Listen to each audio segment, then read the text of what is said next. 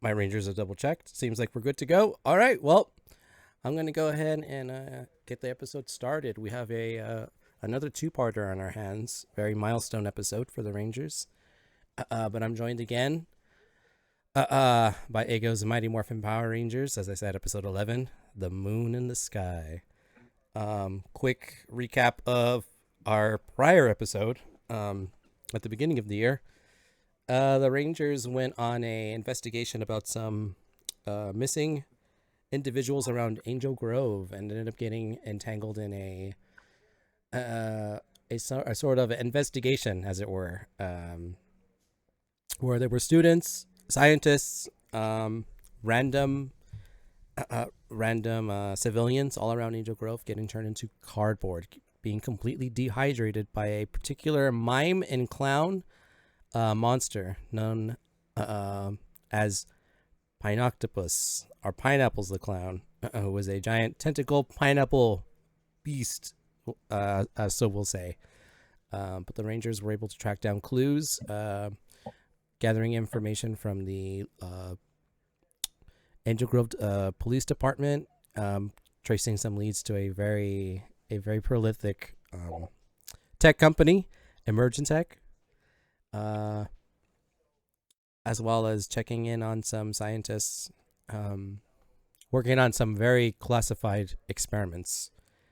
But the Rangers were able to come together and save the civilians with minimal property damage to the amusement mile over by the local harbor. Owner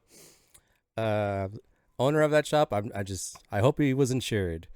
But the Rangers were definitely now in the public eye. They got the attention of various news outlets. They were all over social media trending. Who are these colored heroes that came all of a sudden when Angel Grove needed the most.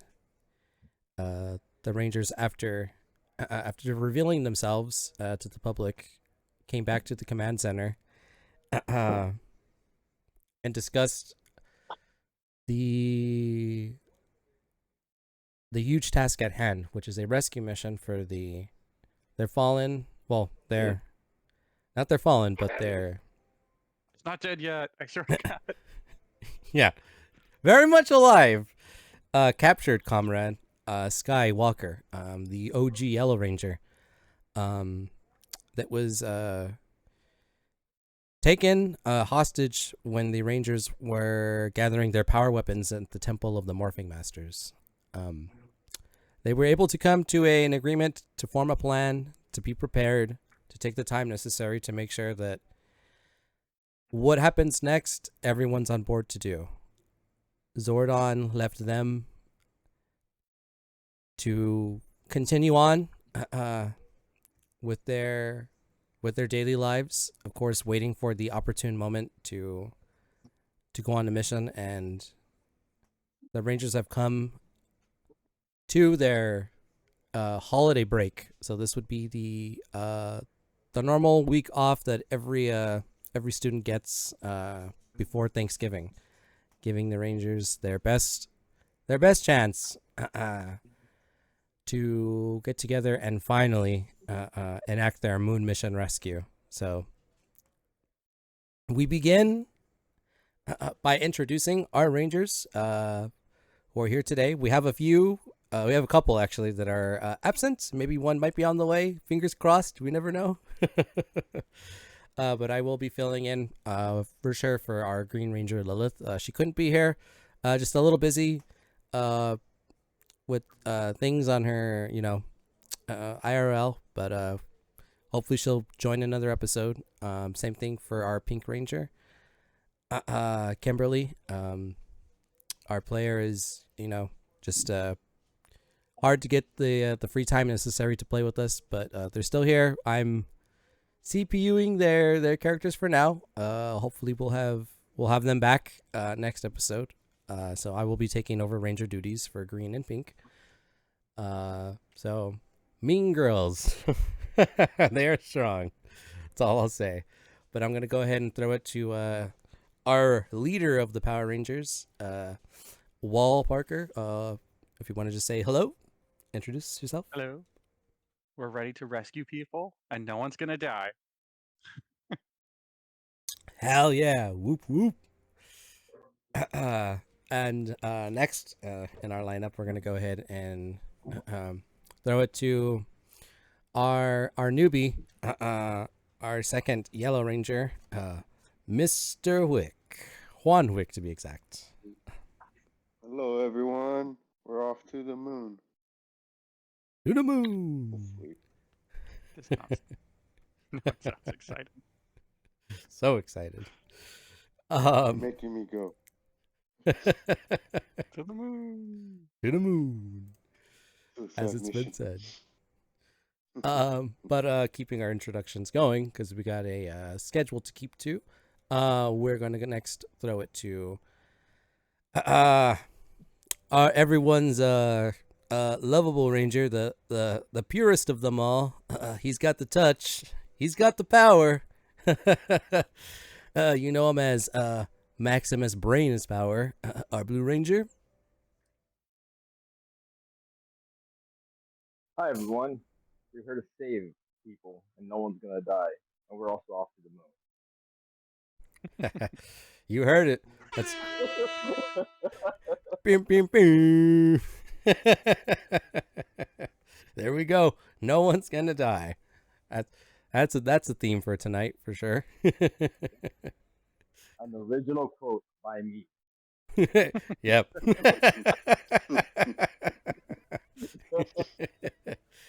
Hey, not because I think you need it, but that's a story point. Putting you at 7. When the jokes flow, so do the story points. Let me go ahead and add you 1. Then the rules. Then the rules. Every time I laugh or his teammates laugh, that's a story point. You guys are at 7 officially. Here we go. Of course, next we're gonna throw it to the number 1 Pit Viper. You know him. Some say he doesn't have an ounce of fear in his entire being. He's our Black Ranger, Terry. What's up, everyone? Contrary to popular belief, we're all gonna die. Which brings me to the Deadpool. So, as a fun little thing, I'm going to put a prediction in chat for fun. As many Oni stars as you want to bet. You're free to bet. I don't think there's a limit. I'm going to keep it open for 30 minutes, but I have a prediction. How many Rangers are going to die in battle today? Let me confirm. It should be up in the stream. Do you think it's going to be 1, 2 Rangers, 3, a baker's dozen, all of them? 0 isn't an option. 0. Oh, you know what? Hold on. I never considered. I mean, what? Let me fix that. Hold on. Let me fix that.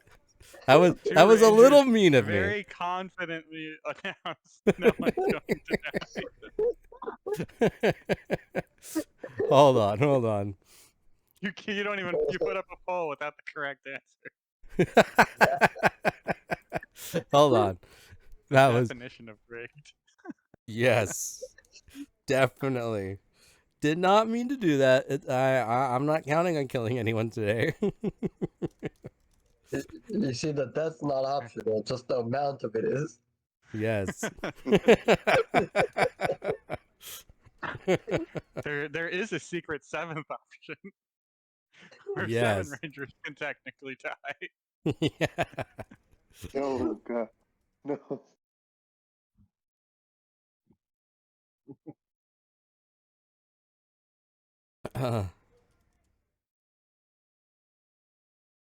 Okay, there we go. Should be fixed on my end.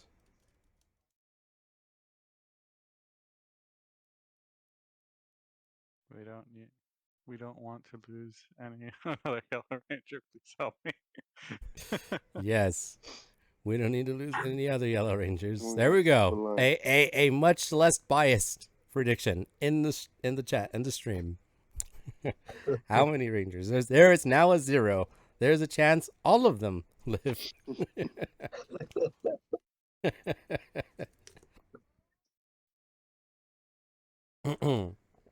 But yes, all joking aside, I've already told them. No one has plot armor, so they are definitely going up against the odds today. Our team of Rangers are, although they are, much more prepared than they were when they first started, going against Rita head on.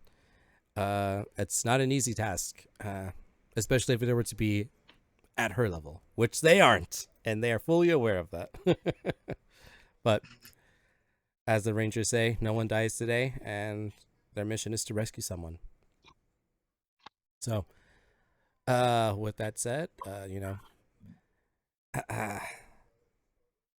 gods of war, may your hammer be mighty. I need a rest. Oh yeah, it didn't feel right if I didn't say it. But they do have a super, a mega, a hyper, and I have a wicked to redeem. So they definitely have some extra dice rolls they can use at any point. It doesn't have to be necessarily in combat. They could be for anything, such as sneaking, alertness. So those are free to use for them. I will make sure I have those actually on a counter. I should be able to bring that up on stream. as I see the gifs they're posting in our Ranger chat. Let's see. Should be good.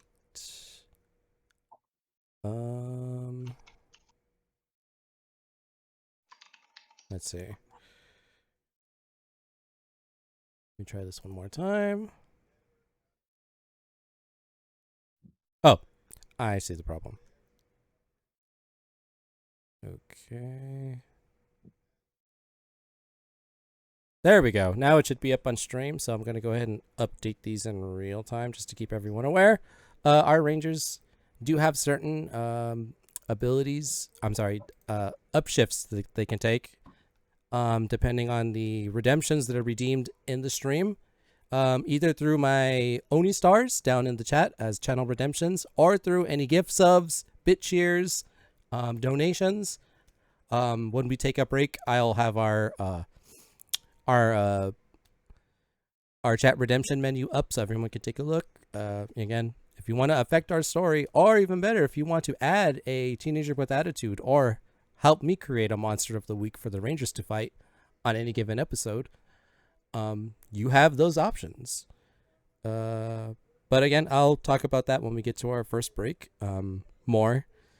Let me just make sure that I have the tallies correct. So, to my calculation, from what I can see, there was a mega redeemed. So let me do that. And a super. And a hyper, which I think is the first hyper you've ever gotten. So that's pretty big. That's a 3 upshift with edge. So not only did they roll twice, but they take the higher of the rolls. So they're gonna need that. And there was a wicked, which is pretty par for course. They've been battling wickeds.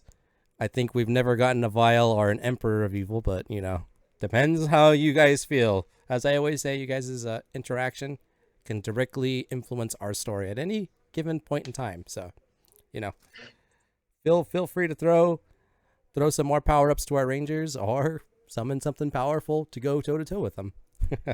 They can handle it. They've handled everything so far. But with that all said, we're going to go ahead and start our episode. So,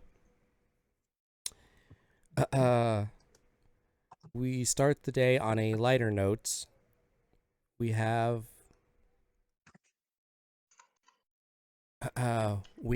a particular Friday, the Friday before Thanksgiving. Everyone knows at Angel Grove is going to be a half day. Students are going to come. They're only going to be at school for a couple hours. They're going to have a short bail period for all of their classes. They're going to have a bit of a time for a snack. We're going to cut to Angel Grove High.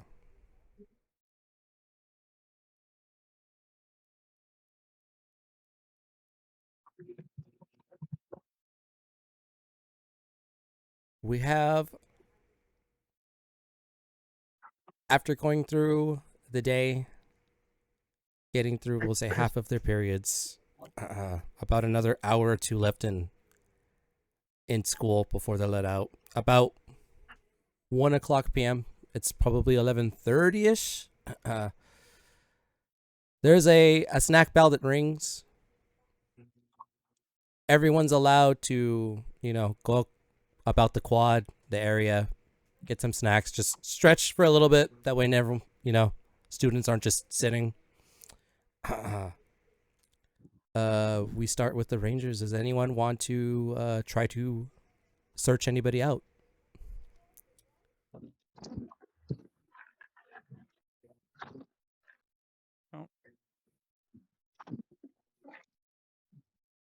I am gonna go find the cheerleaders. Ah, perfect. All right. So We got all that shit we have with them. Indeed. It's for those who've been here since episode 1. Those who know. But Terry, okay. So we'll catch up with Terry really quick. So anyone in particular you're hoping to come across, or you're just hanging out with the cheerleaders? Yeah, gonna go see what their plans are for the break. Okay, perfect. So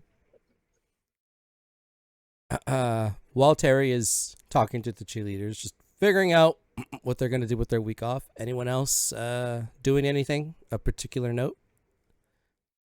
I am sleeping due to night activities. Got you. So still in the previous class, just tucked away in the corner. Just waiting to get moved out of your seat. Copy that. I'll go ahead and say Lilith and Kimberly are they're together. But they're kind of just, keeping things on topic to the day. Just, talking about grades, how they're doing, things that have to be done, reports that are going to be due in the coming weeks. Trying to keep things a little less serious for the time being. But we're going to go to Juan Huick. Anything you're doing with your about 30 minutes of free time? No, just working on a new favor, I guess.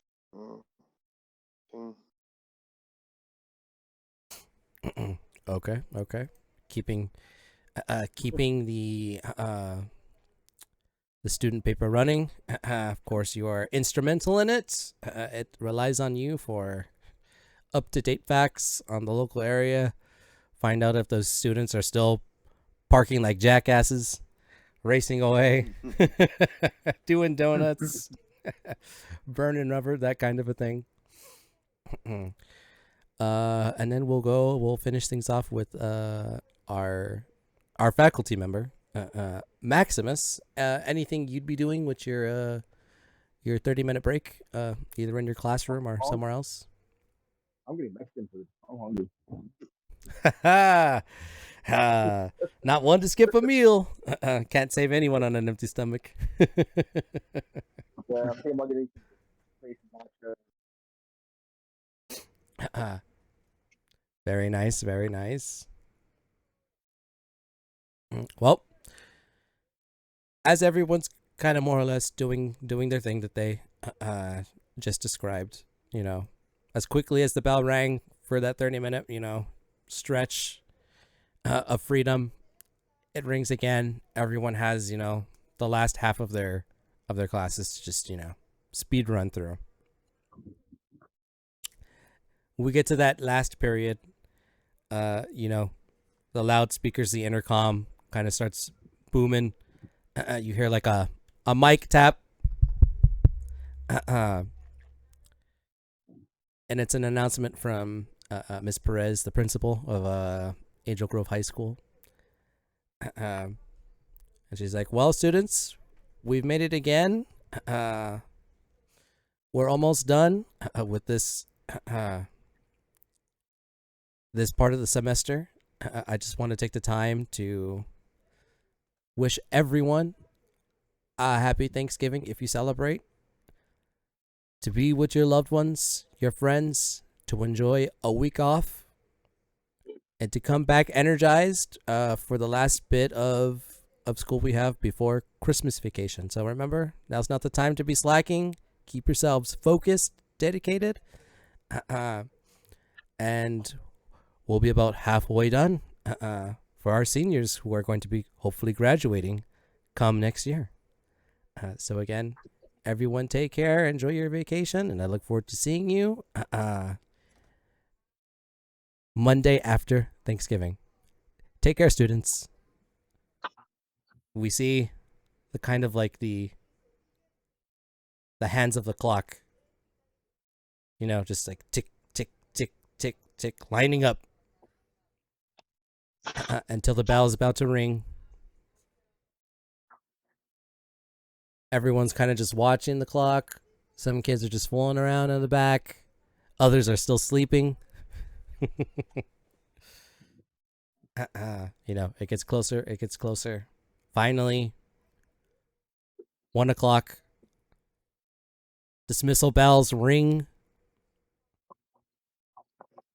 faster than the teachers and the other staff can even allow students to get up. Everyone kind of just rushes right out of their classroom doors, starts walking in the quad, starts leaving the campus, starts hanging out.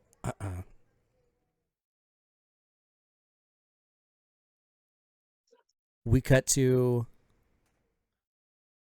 Lilith and Kimberly kind of joining up with each other by their lockers. And Lilith can't get something out of her mind. Just kind of telling to Kimberly, ever since we had that Halloween party, which was great, by the way, and I can't get this the sense. She's like fumbling to kind of like actually say her words out loud. And she's like, you're worried about Sky, right? She's like, yeah, I can't even imagine how his mom, I don't think any one of us have actually gone over to, sad to say, as fake as it may be, knowing what we know, give condolences or reassurance to his family. I know parents have asked, my mom specifically, and, I kind of just tell her what anyone else in our position would say, and it's like, it's a shame, that he's been missing, and hopefully, he comes back, knowing, it's kind of up to us to do that. Kimberly's kind of looking at Lilith reassuring, and she's like,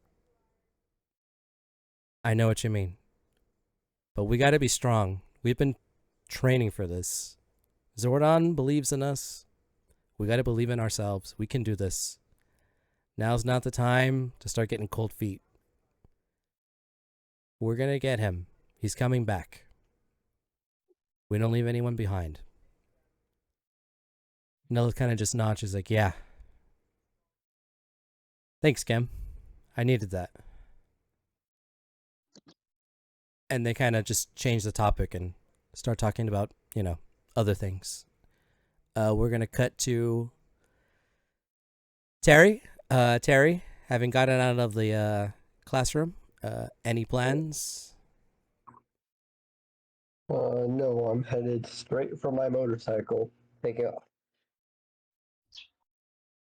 Okay. We're going to throw it to Juan. Having exited the newspaper room, kind of where you have your free period. It's always at the end of the day. Anything you're aiming to do or anything on your mind? Not at the moment. No, let's call it a day. Nerd. Because a I free want to call period. it a day. I'm in there. No, you have a free period.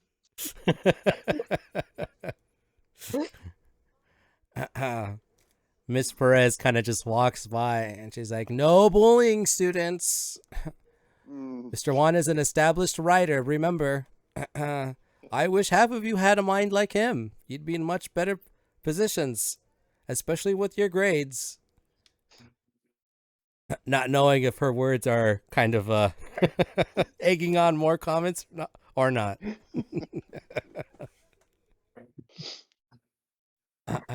But we cut to Hual, his last period teacher. We'll say his name is Mr. Bauer. English, he's kind of like, "Huh, you're still here." So he gets one of his big textbooks, opens it right down the middle, goes right over to your desk, and then just slams it down. Kind of like jolting you up, we'll say. Whoa, what the fuck? Okay, I look around and I'm like, oh, class, okay. And What he's was like, that? Why uh, did you do that? in case you didn't notice, dismissal already happened. You're late a couple minutes. You can leave. You can hang out. Just can't hang out here. Don't have to go home. Just don't hang out here. Got papers to Okay. grade. Thanks for the heads up. Later. No Coach. problem. And he's like, remember, your report. You kind of need it to pass. At least to C. What was it again? Report on what? And he's talking about he's like, the book, the Odyssey, Homer, like the adventures, all the things we've been talking about. He seemed kind of intrigued at first, but Homer. Yes. Nothing's ringing a bell. Of course. Did we learn that today? No, we've been learning it for about a month. Yeah. Again, When did you when did really you need tell to me try. about this report? Here, and then he goes and he finds like a copy of his syllabus, and he's like, remember, I handed these out the first day to everybody, and he kind of like he finds the page and it's like in big bold, and it's like the deadlines that are due for certain papers, and he's like, right here, and it's like right after Thanksgiving break, you got a paper due. You've known about it since day one, sir. Okay. I'll see about that. I'll see what I could do. Thanks. Very reassuring. All right. Best of luck to you. Have a good break. This Thank was you. the last. We're half day, right? We're done. Yep. Half day. You're out early. Enjoy your week off. All right. Bye. You too. All right. And then I just stumble to my car and go back to sleep. Nice, nice. So, while Terry is at his bike, oh, I'm sorry. Got to cut to our Blue Ranger, Maximus. Anything you're particularly doing now that school's out? Anything you have to do? Teacher responsibilities, perhaps? I'm keeping in mind I got KFC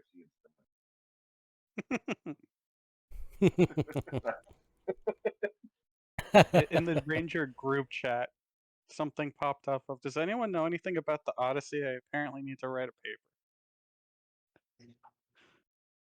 paper. my class. Yeah, Lilith and Kimberly are like, yeah, that's like, we're all kind of reading it. All the English teachers are, we're reading it together kind of a thing. She's like, have you not started? I have some real long nights. I'm a busy guy.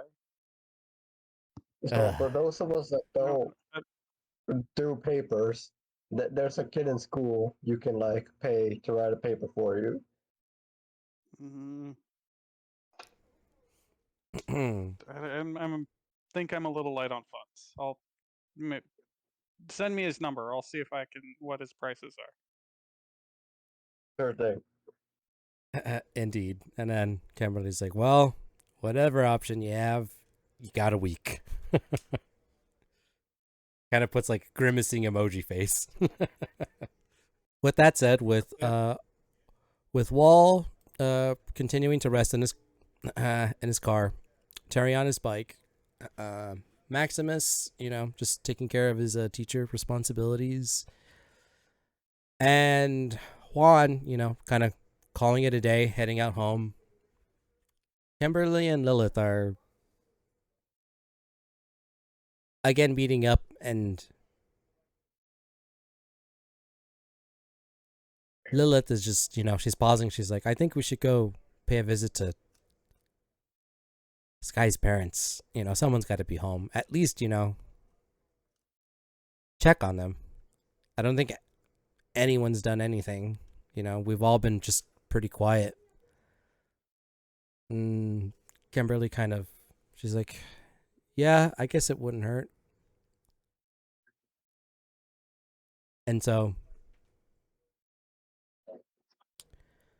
they get into Kimberly's car and they leave the school and they drive to the neighborhood where Sky lives, which is, it's a really peaceful neighborhood.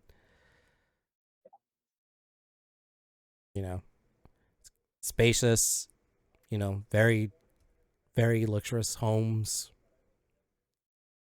Kind of place where, practically like zero trouble ever happens. And they get out of the car and she's like, okay, well, let's go do this. And so they take a deep breath. And they kind of just walk up to the house, They cross the street. They go up the steps. They don't really have any bad news to give or anything, but they just like every step they take closer to the door, it gets a little bit heavier. And they knock, kind of wait. Couple minutes, it's pretty quiet in the neighborhood. Obviously, you guys are out early, so nobody might be home. Kimberly's kind of like, maybe they're working, should we leave a note or something? And it's like, the windows are kind of like open. Do you see anyone? And Kimberly kind of goes off by the little patio, the chairs and the table, and he's like, I don't know, maybe probably at work. It doesn't seem like anyone's there. She's like, she goes in her purse and she kind of just takes out a little notepad. And she's like, well, least we can do is just say we came to check on on the family. And she's writing a note. And as she's writing the note, the door starts to, you hear like the locks start to turn. The door kind of opens, and you see Mrs. Walker kind of at the door, and she's like, "Oh, you're guys' friends, right?" And they both kind of like unanimously say at the same time, like, "Yeah." And she's like, "Do you have?" And she kind of like bolts out of the door, and she's kind of like, she has that hope, like, okay, if you know something, let me know. And she's like, Lilith is kind of, puts her head down a little bit. "Sorry, Mrs. Walker, we don't have an update about your son. We just wanted to check on you.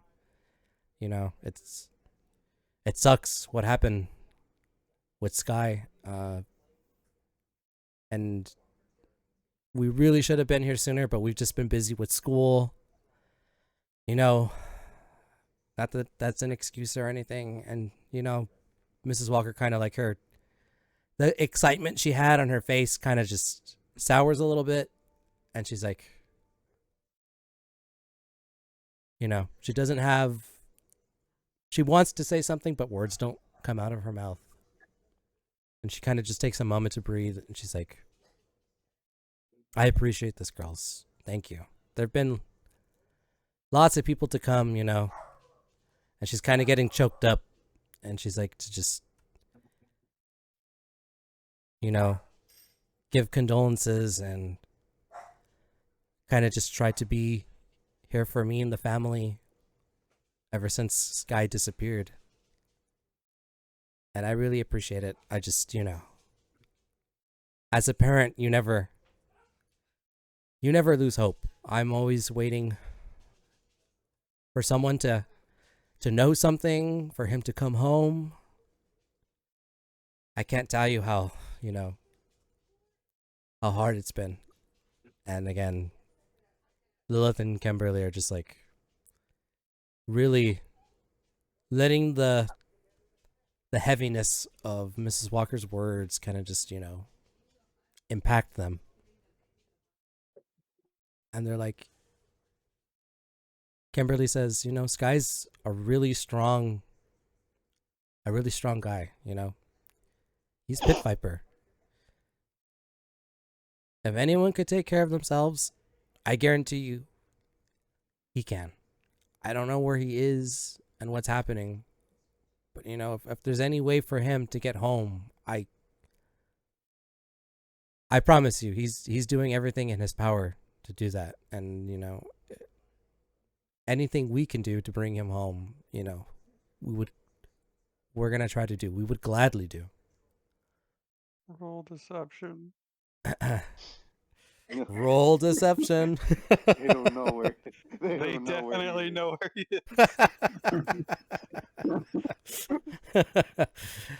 is. Good thing our Pink Ranger has a bunch of deception. No, she has persuasion, I think.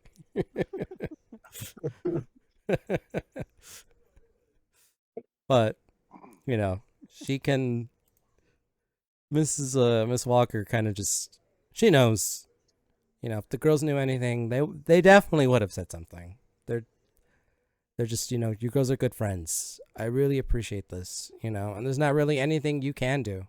It's out of our hands, I'm just hoping that he comes home. And Lilith's like, yeah, don't lose hope. He'll be home. The miracles happen every day. And she kind of is like, if you need someone to talk to, my mom's been asking about you, and I don't know, maybe you could get together.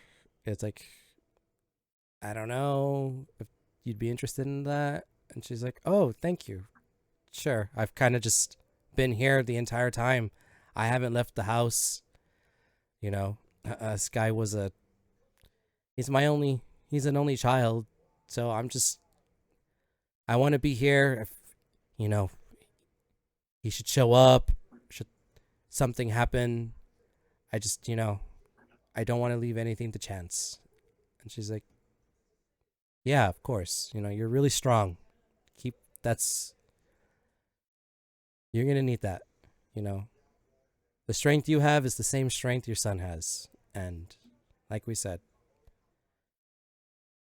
he'll be back. I can feel it. And it's kind of just like that awkward, you know, that silence after everything that can be said is pretty much said. And they're like, "Well, it was good talking to you, Mrs. Walker. You know, we'll definitely should we find anything out, we'll let you know." Lilith is like, "Yeah, you can count on it. We'll definitely anything we know, you'll be the first to know. But you know, just stay calm, try to relax, you know, and be here for your son when he comes back." And she kind of nods her head and she says, "Yeah."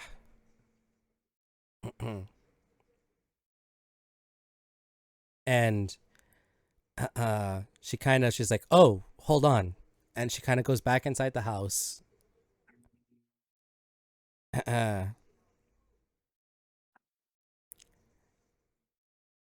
And she gets this frame, this picture frame.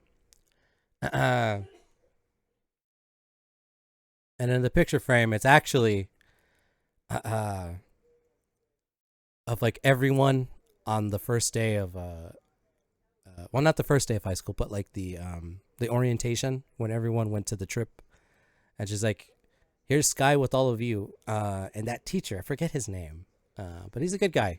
He says he's a good guy. You know, I don't know if he ever told you guys how much you all mean to him, but you know, he really does think you guys are, you know, great friends, probably his best friends, and you know, just wanted to let you know you." If we're not in his thoughts, you know, hopefully you are. And if he should come to you, just, you know, remind him that we're waiting for him here. And she kind of hands it off to the picture and she gives it to Lilith and she's like, "Thank you. That that's wow, that's really sweet, you know. He means a lot to us too, you know. We miss him a lot and hopefully he comes back." She's like, "Well, okay, girls. Thank you for stopping by. You're welcome to come by if you need to see anything of Sky's, you know. Not that you're Scooby-Doo or something, but if anything, you know, would help lead you in the right direction, you're more than welcome to come. Take a look. Our door is always open." And the girls kind of just tell her, you know, "Thank you. Take care." And they start walking away from the door and they get into the car. And then Lilith is kind of like, she's gone from kind of that uneasy, that feeling of uncertainty to like just even more confident, like, we're getting him back. And Kimberly kind of just nods, just like, "Yeah, he's coming home." And they start their car and they drive off. And we're going to take a quick 5-minute break since we're on our first hour break. And then we'll pick it back up with the Rangers getting the communicator signal from Alpha and Zordon. So, you know, stay tuned. Stay tuned. You know, don't change that channel. We'll be right back. Catch you all in 5. Yet again. So, welcome back, everybody. So, like I said, the Rangers get the wrist communicator call from Alpha. And anyone want to respond first? I am still asleep. I think. Okay. Should still be. That whole drive out to the neighborhood couldn't have been more than like a 15 minutes tops to drive out, have a conversation with the mom. So definitely still asleep. So it goes ignored by you. Anyone else? A little busy. I'll pick up as well. All right. Here we go. We got.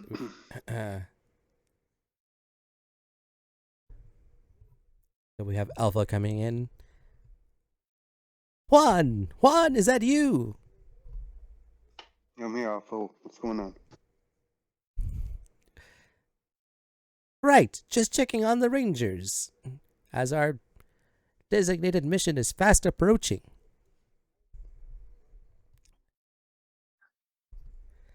Oh, I'm good. I'm on my way home. Is there anything you need? And then Alpha's like, no, this is kind of just a formality, making sure team morale is at an all-time high. I'm good. Just preparing myself. I'll be ready when the time comes. Roger that. All right, Juan. Thank you for checking in. Enjoy the rest of your day. You too, Alpha. And then you kind of go back. We'll go to Terry. Terry, do you have a response for Alpha? Getting in touch with him or letting the call go? Just a voicemail, I guess. Yeah. I'll let it go to voicemail. All right. Busy tinkering with some stuff at the moment. Okay. How about you, Maximus? Anything for Alpha? Just a quick check-in or? Hey, Alpha. Hello? Coming in, Maximus. Have you ever put gravy on your spaghetti? What is this gravy? You got it. Try it. Well, one of your lot. You gotta download it. That's right. I don't have taste buds. Why wasn't I created with these? Yeah, I'm just having lunch. Let me know if anything happens. Right. I'll be sure to keep you posted. Continue on with your day, Maximus. Will do.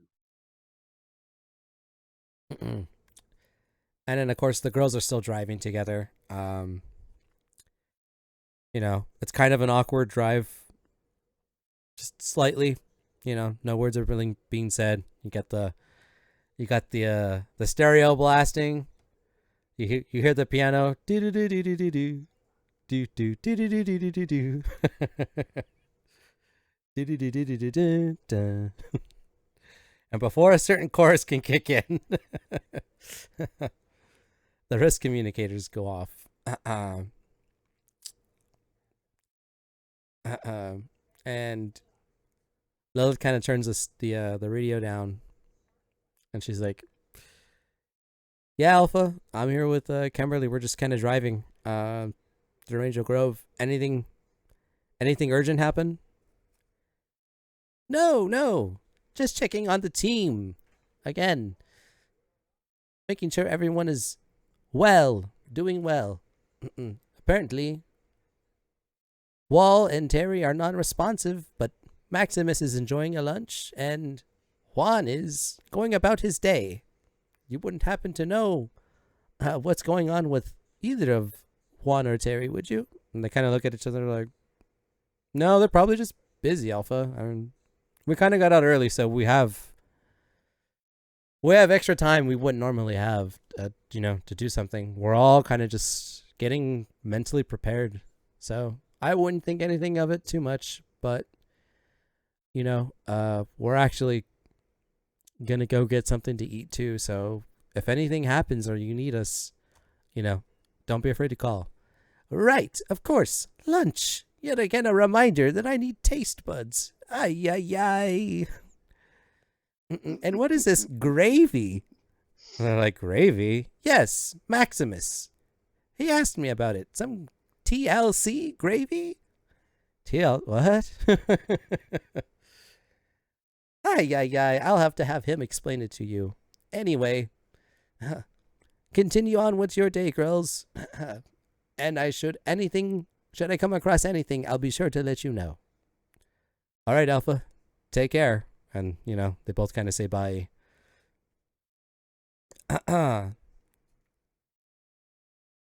We time lapse through the day.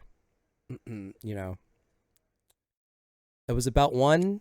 When everyone got out, we jumped to about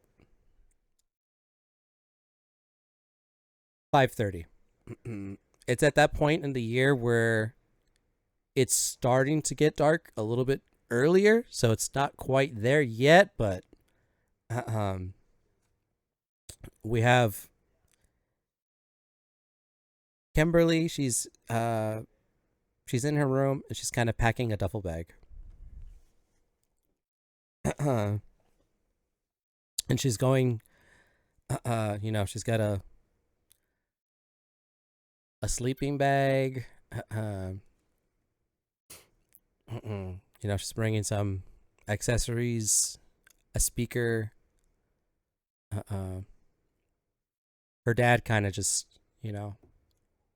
catches her packing and he's like, "Oh, what's all that? Going somewhere?" And she's like, "Yeah, I'm going on that trip, remember?" He's like, "Trip?" He's like, "Yeah, I told you, me and my friends. We're using the week we have off and we're going camping. So we're going to be gone for the weekend." He's like, "Camping?" She's like, "Yeah, I told you. We kind of planned this out. We would let you know, like, way in advance. You said you were okay with it." And he's like, "Yeah, oh, yeah. Sorry, I've just been, like, swamped with work. You know me. I'm a workaholic. But that sounds like a good, fun time. Who and who's going?" And she's like, "Oh, Lilith, Juan, Wall, Terry." He's like, "Terry? Huh? You're friends with him?" He's like, "Yeah, he's actually pretty," and she's like struggling, like as she's trying to say something nice about him that like a parent would want to hear. It's like, "Yeah, he's actually, people don't give him enough credit. He's, he seems like an asshole." And then like after she kind of says that, she's like, "But he's, he's actually, he cares, genuinely, he cares. And he doesn't show it, but he's a good friend. He's actually a really strong person. And yeah." And she's kind of just like, kind of in a daze, just like trying to sweet talk Terry to her dad. He's like, "Okay, well, I trust you. You're a good judge of character. Just keep your eye out. Guys like Terry, they're only interested in one thing." He's like, "Oh, no. Kind of like that stereotypical like anime, just like sweat drop, shaking your head almost. Yeah. As small of a chance that would be. Yeah, but you don't got to worry about that. Terry's not interested." He's like, "Okay, well, keep your phone on. I'll be checking on you." She's like, Of course. And she's like, and Mom, and it's like, "Oh, she's feeling a little ill. She's taking it easy. She's laying down on the couch. She'll be fine. I'll let her know you're gone, and we'll see you back, Monday." She's like, "All right, cool. Well, love you, Dad. Gotta go. Bye." He's like, "All right, take care. Be safe." So Kimberly gets all her things. She's packed. She goes in her car. She's kind of like in the Ranger group chat. So she's kind of just checking. No one's really responded other than that homework thing earlier in the day about punking someone for a good grade. So she's like, anyone else at the command center? And she kind of pushes send, and she's waiting for a response. So Oh, I'm headed there right now. Cool. I'll be headed there in a little bit. I was wondering if anyone else needed a lift. Yeah, pick me up, please. You got it. And then, well, yeah, I head over in a little bit with just our Yellow Rangers. Gotcha. Yeah, I guess I'll get there when I get there. nice. Lilith also. She's like, just finishing up a session with my student. Once I'm wrapped up here, I'll have Alpha teleport me. Be there in in an hour or two. And then anything from Terry? Guess not. Okay. Terry's silent. He's dead. He's already dead. Yeah. It's just when my mic was muted. Well, okay, that explains a lot. Take it away, Terry. Anything to add? Yeah, I'll chime in. I'm like, so I'm just in my dojo doing some training, but I'll get back to you in a bit. Cool. Kimberly's like, all right, well, You did see you good. all when you get there. So, again, we go ahead. Good. I was gonna say in the ride over to the command center, the second we get to like foresty areas, I start reverting back to my normal driving style of the road is mine to control.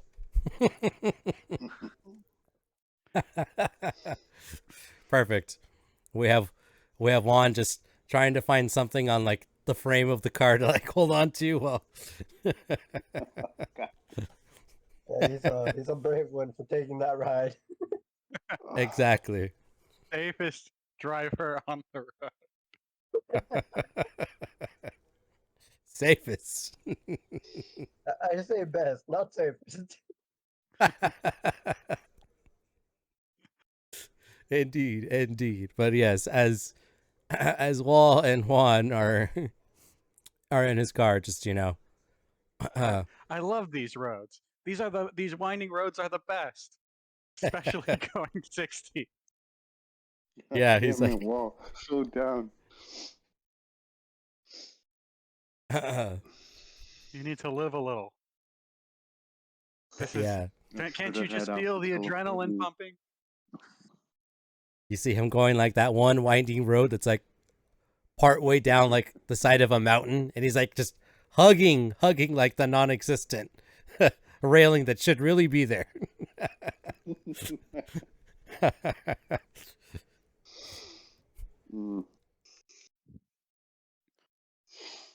It's a big day. It's a big mission. It is. You gotta Did live you life to finish the the fullest. report? I need to message that guy. What guy? Oh, you were in the chat. The guy Terry told us about. He said something about doing the report for me. I'm not racing this weekend though. I don't have the money for this shit. I can write it for you. I work for the newspaper. I'm used to writing. Ah, you Just would slow do that. down and let me live. You'll live. I'm gonna die. You will live. You're living right now, and then you hear like a massive screech as I Give like me a drip heart the attack. car. Yeah, just the burning of rubber against Yeah. the dirt road.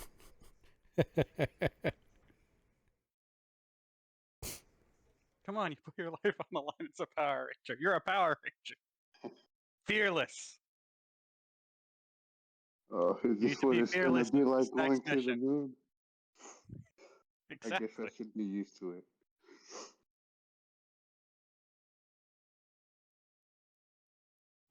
And then you kind of get like again, as you're driving, you get the risk communicators, and Alpha's checking on you. He's like, whoa, are you under attack? I'm getting massive heart fluctuations from Juan. Please save me. Do you need backup?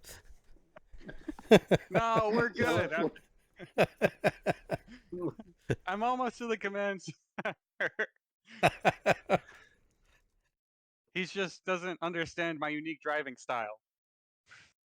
He's like, okay, I trust you. Just these readings are. I've only ever seen them in battle. Oh, He's just being a baby. He's too scared on the battlefield too.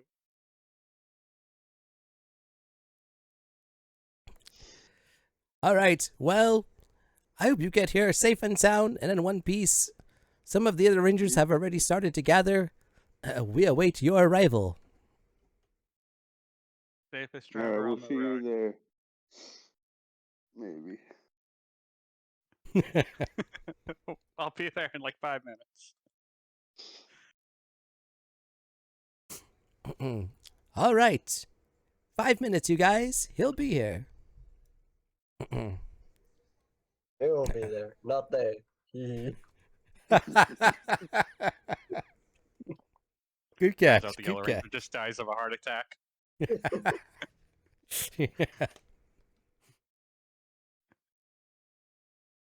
So after that, Wall really starts gunning it to. He said 5 minutes, so he's gonna get there in 5 minutes. So, He was actually 10 minutes out. yeah, he was actually 10 minutes out, but he's gonna make it in half the time. That was my cruising speed. Yeah. Wasn't even trying.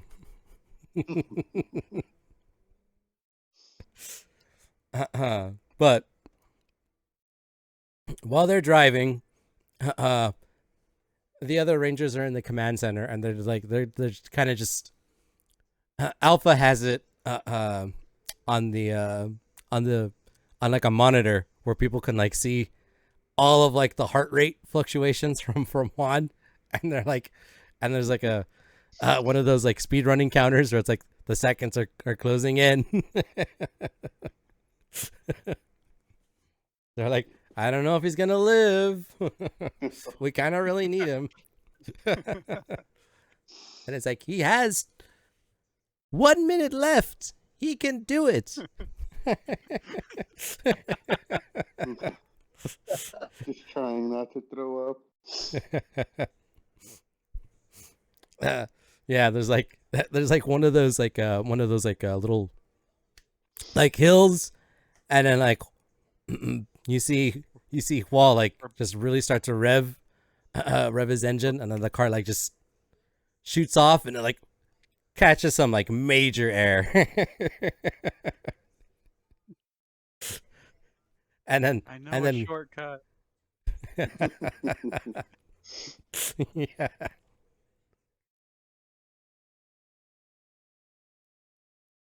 I'm gonna have you roll driving to see how you park your car. Give me a driving check.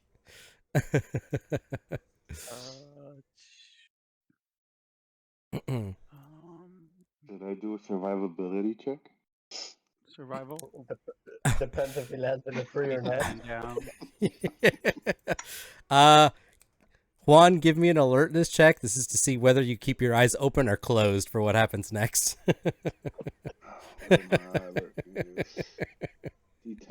12. No. 22 without a crit. Nice. So after your car goes through your shortcut and catches some air, how do you land? I'm trying to do like a little turn to point in a straight line. So I like drag a little bit and sweep the back end and then gun it to continue to change the momentum of the car into the correct direction. Got you. Well, everything you said happens. Exactly as you saw it in your mind, that's exactly how it happens on the road. And Juan, what did you get for your alertness?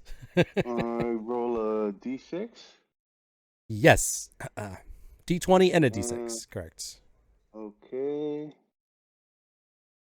Wait, I want to d20. Okay. Rolling. Oh God, I got a 6. Okay. Yeah, you definitely, not only are your eyes closed, but you really do just pass out. You faint. No. On the ride, like mid-air, you're just like you have this very sober thought, and you're like, you know you're gonna be okay, but you don't want to be awake for the rest of it. So you kind of just Wake up! Wake up, you baby! You're a Power Ranger.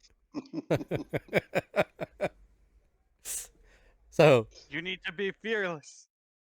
I can't hear you anymore. I'm slapping you as I'm like still trying to beat the clock.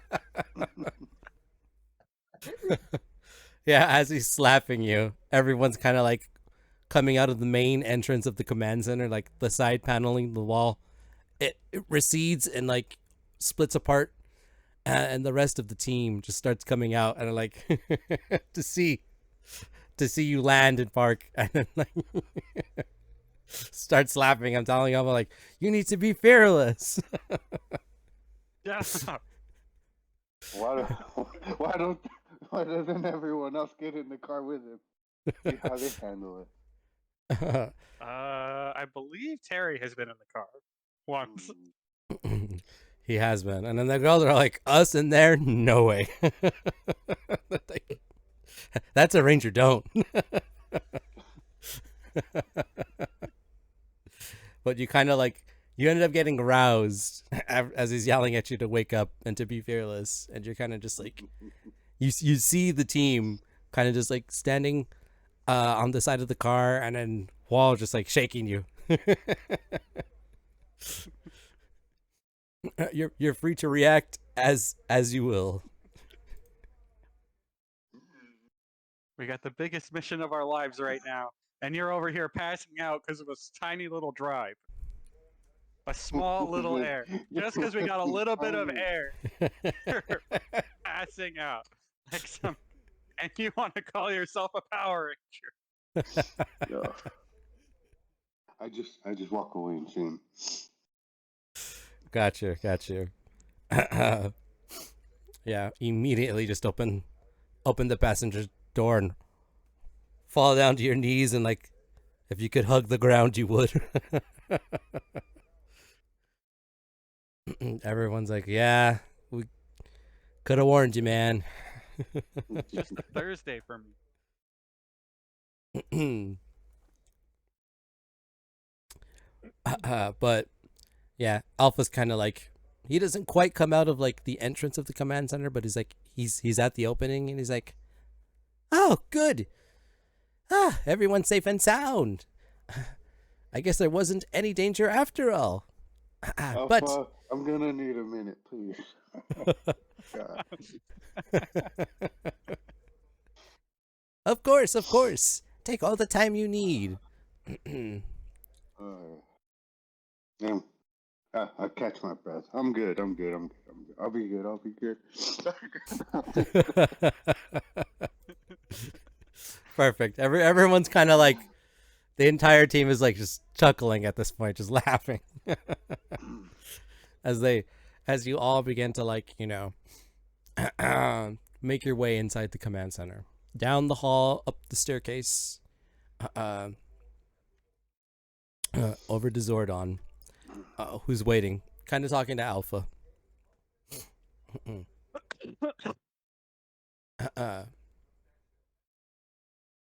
We come to Zordon, who's like greeting the Rangers, saying, you know, he was watching the heart fluctuations too. So he's like, you know, I commend you for your bravery, Juan. It's come to my attention that not just anyone chooses to ride with Wall. I learned my lesson. Yes. But that kind of trust is exactly what this team needs and is going to utilize to be successful in our mission. And he kind of lets out like a little, you know, even he's kind of like enjoying the lighter tone of the moment, and just like gives a little smirk. But yes, Rangers, thank you all for meeting me and Alpha here in the command center. We have much to discuss, so let's get right down to business. And we see Alpha kind of brings like Maximus. He got one of those rolling whiteboards. He definitely didn't steal it from your high school. No one would do that. Yeah, no one would do that. But he may have brought in the one that the spare that he has in his in the hallway, connecting his classroom to the classroom right beside him. And it kind of like he has on it, and it's like the brainstorming of the plans, and maybe some like KFC notes. Oh, did you bring KFC? You'd never That's a get good idea. laying it out there in the hallway, man. Oh, after the meeting. Right. That's why you're the best professor. Hell yeah. Hell yeah! So There's I like, found this thing. it's got like a little note. Not sponsored. It's got that. Not sponsored by KFC. Yeah, KFC, if you're out there listening, we're ready for a sponsorship. I'm saying, dude, gravy spaghetti. That's like the next big thing, man. Gravy spaghetti. All right, KFC. I'm ready. Anytime you need me, we got that sponsor ready. But getting back to Power Rangers. So yeah, he gets the whiteboard, you know, rolled over. It's got one of those, you know, it's got the little ridge, and you know, the little the dials on the side, so that it can flip over. Like you don't have to turn it horizontally all the way. You could just like rotate it, you know, up and down. And he puts it to the planning that the team had. You know, it's been about a week or two since you guys defeated Pineapple the Clown. And you were talking about being split into teams. You know, a ground team, a moon team. Who has what? You know. Wait. Do we even have the ability for the essence of Zordon on the part of the plan?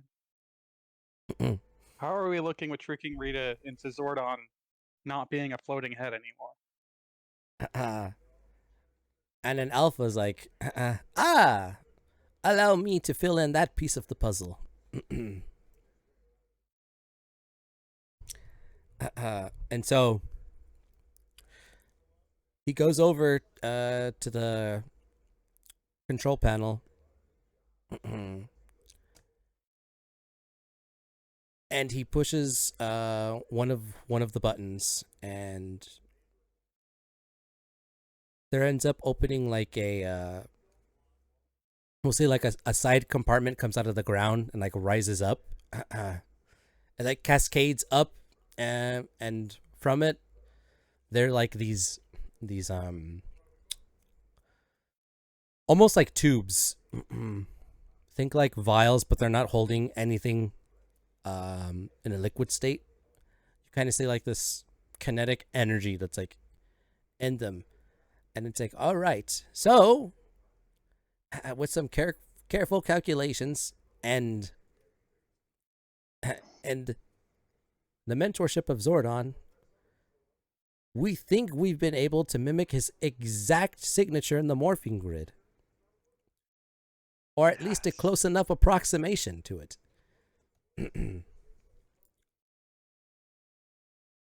And so he takes them out to show you. And it's like, you can see like the kind of like the same static energy that you see Zordon with. That's like around his essence. Is kind of the same that you see in these tubes. It's kind of like, you know, almost alive, so to speak. And it's like, with any luck, this should definitely grab the attention of Rita. Do you have any old armor or something I can make my suit make me look like Zordon? I say as I try and reach and grab for one of the things.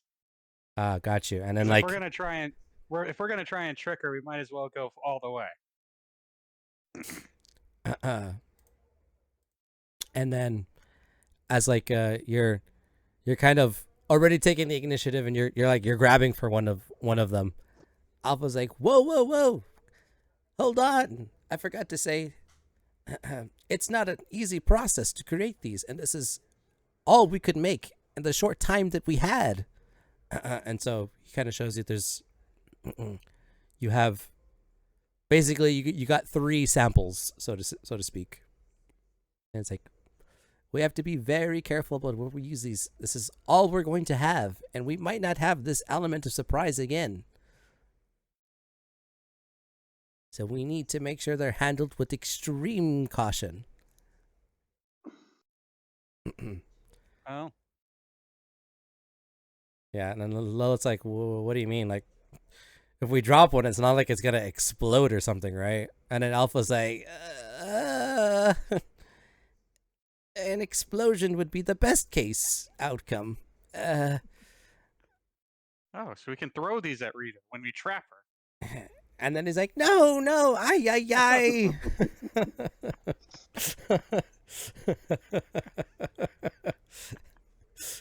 And it's like Alpha's like, he's starting to like, you see smoke start coming from like his back processor. Kimberly's like, don't worry, Alpha, he's kidding. We're not going to throw them, right? We're not going to throw them, right? It's just kind of looking at everybody. I mean, if there's nothing else we could do, and one team needs more time, I would consider throwing them. Again, Alpha's like, he's like, while you're doing that, he's like starting to spaz, like glitch a little bit. But continue. Hear me out. Worst case scenario, Rita goes back to the palace and we lose 3 more Rangers. Or I chuck one of these vials and run as far away as fast as possible. And after that, I don't know. And then Zordon kind of interjects. It's like, he's looking for the right word to describe your plan that you just announced. I'm not gonna He's say like, I'm gonna go for it, but maybe we shouldn't take it completely off the table. And it's like, might I interject again before Alpha could finish explaining what we have? These compounds, these are highly unstable, and the amount of damage that could be done could be catastrophic. Imagine raw morphing grid energy expelled in an instant. The very energy that powers each and every one of you, let alone houses me in the state.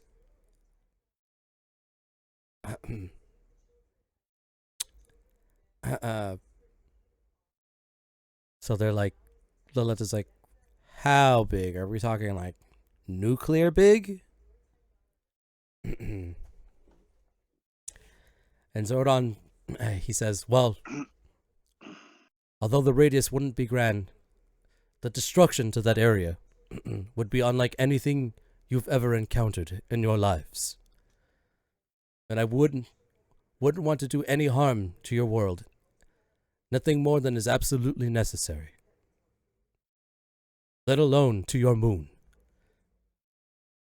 Structural damage of that magnitude could be catastrophic, and we want to minimize damage as much as possible.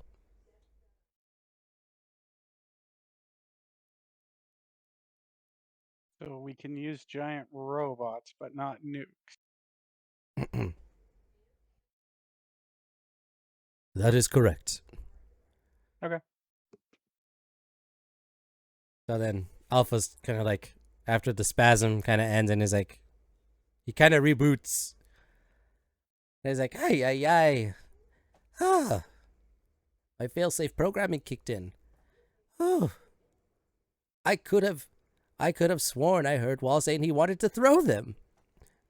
I didn't say I wanted to throw them. I said it could be an option to chuck them at Rita. Ay. Almost like in a loop again.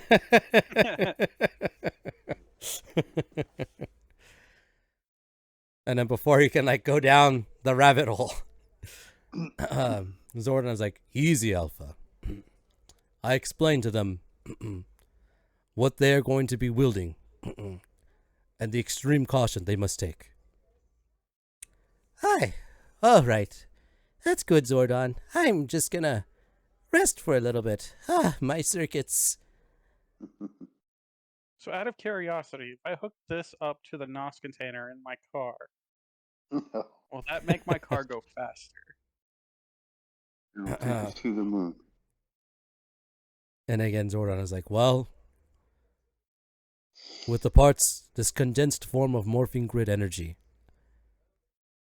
it would definitely, least to say, make your car go faster. But to house that kind of energy, I'm not sure if your Earth automobiles could properly harness, let alone sustain the energy. More likely, the outcome would be complete combustion of your automobile. And from the way you drive and talk about it, I don't think we should try it. But So I do can't use enjoy it as a your... fuel. Yeah, the Kimberly's kind of like, yeah, that's Zordon's way of saying politely, no, don't do it.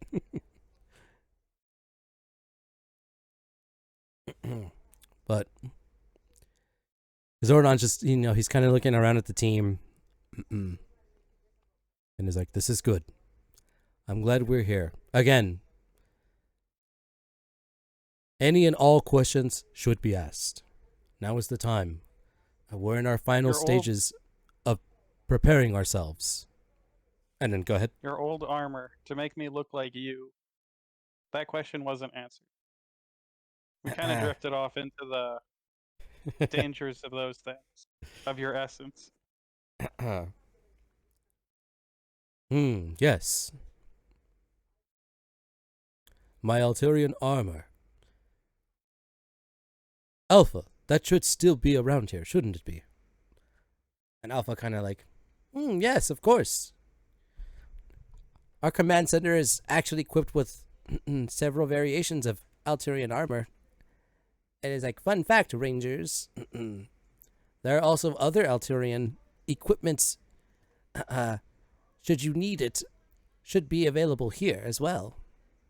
And he's like, now, to see if we have something in your size. And so Alpha goes off, and like he goes in an area like to the left and behind of Zordon. And then does anyone else have any questions or anything to state?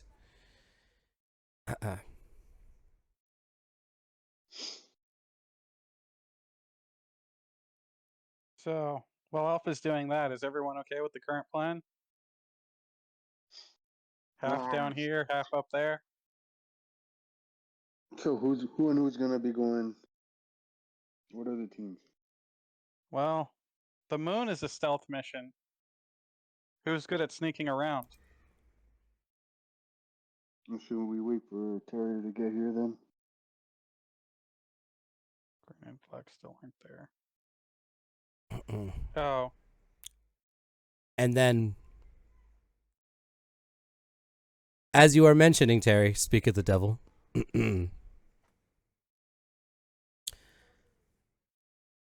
Teleporting in front of the viewing globe, just a few feet away from you.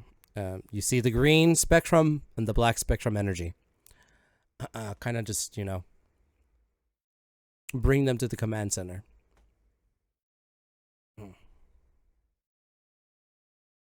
And Zordon is like, excellent. Terry, Lilith, glad you could join us. You haven't missed much. We were just going over some of the beginnings of our plan. I get to be dressed up as Zordon. Kimberly's kind of just like leaning on one of the consoles, and she's like, "Yeah, it's true. He gets to be Also, Zordon's giving us Altarian." the nuke. Maybe I should hold on to him. Well, No, don't give the narcoleptic a nuke. I'm not narcoleptic. I'm nocturnal. Not you. Our Yellow Ranger tends to fall asleep at the end of missions, and apparently the beginning.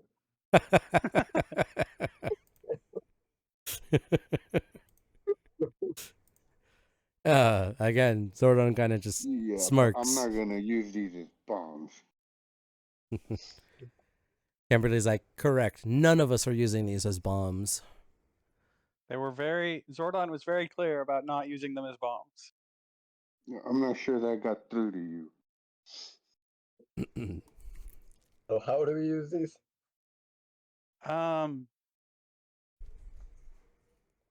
You don't. And then Alpha kind of comes back, and he has this this armor, and it's kind of you got like a chest piece. You've got like these leather undergarments.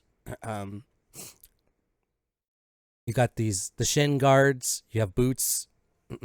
It's strangely enough, it looks very similar to your ranger suit. Just I guess you could say a little more plain white in color. Yeah. Cool. Let's see And if it's it like- fits. Well, I'll see if it fits in a little bit. We have important things to discuss. It looks good.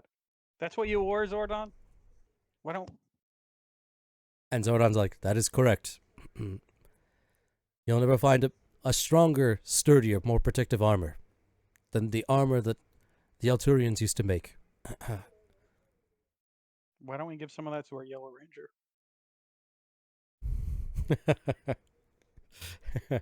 There's like a camera goes like a oh side eye. Anyway, so our Alpha's comeback, like- so Yeah, back to planning. Yes, So- back to planning.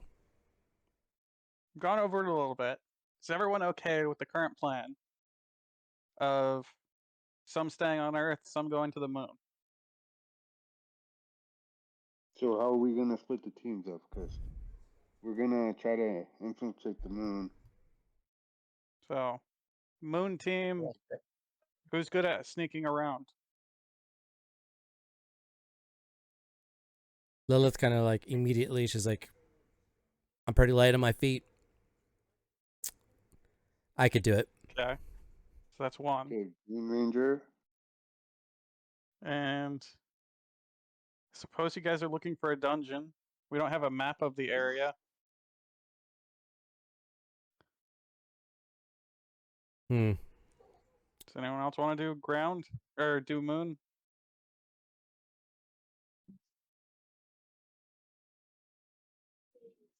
Kind of like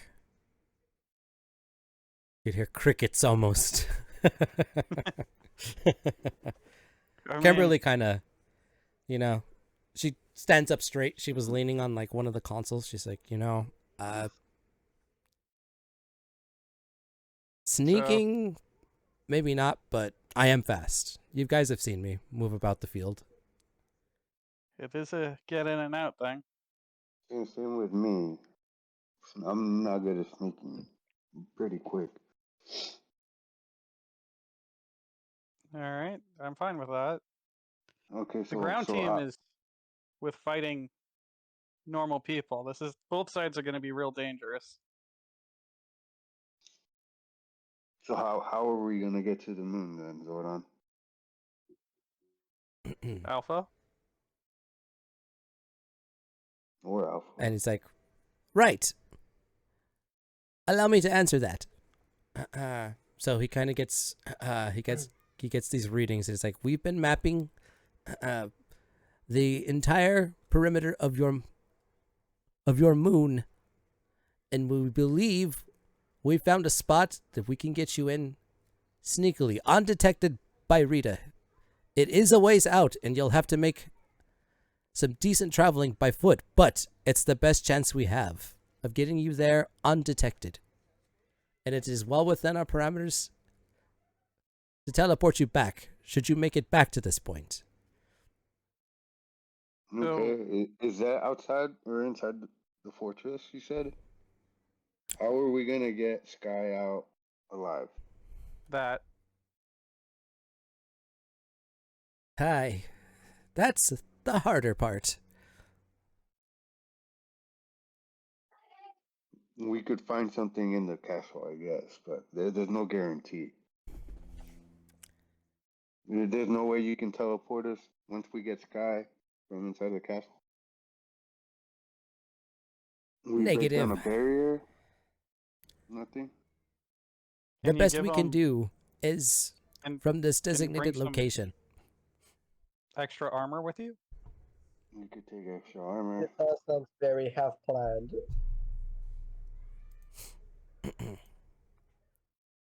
Well, that's why we're planning it. We need to find a way to get them out. They are in space. I've heard it's not good up there.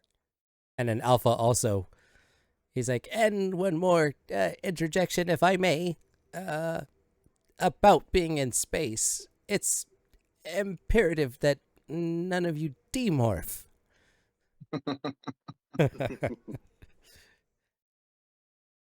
Alright, Yellow Ranger's out. Yellow Ranger can tank. Well, it's metagaming. Never mind.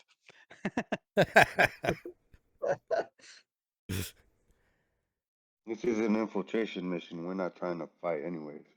Yeah, you guys Get shouldn't in, be get trying out. to fight. Exactly, Run. Rangers. Run is your best option. But as you're getting out, Zordon or Alphas, do we have anything we can give the Moon team to let whoever they get out with also be able to not die in space? You have those Altarian armors. And he's like, yes, one of the features is that the helm that they have also acts as a sealed helmet, thus allowing space travel. How long will we have for them before? Because I'm assuming it doesn't provide oxygen, right? Are we That on would a be timer? correct. There is a timer. About how long would that be? And Alpha's just double checking his math. And he's like, well, with the rates in your current lung capacity on average for a species, we can modify the helmet to let off oxygen in short rounds, but only short rounds and only for a brief period. We can, given we stretch the air, you'd have 10 minutes at best. Once they put on the helmets and safely secure themselves. All right. So 10 So- minutes to exit the fortress, walk to whatever rendezvous point you plan to teleport us to. and then Correct. Get out. Correct. It is going to be pushing things to the limit. But that's the best we can do for now.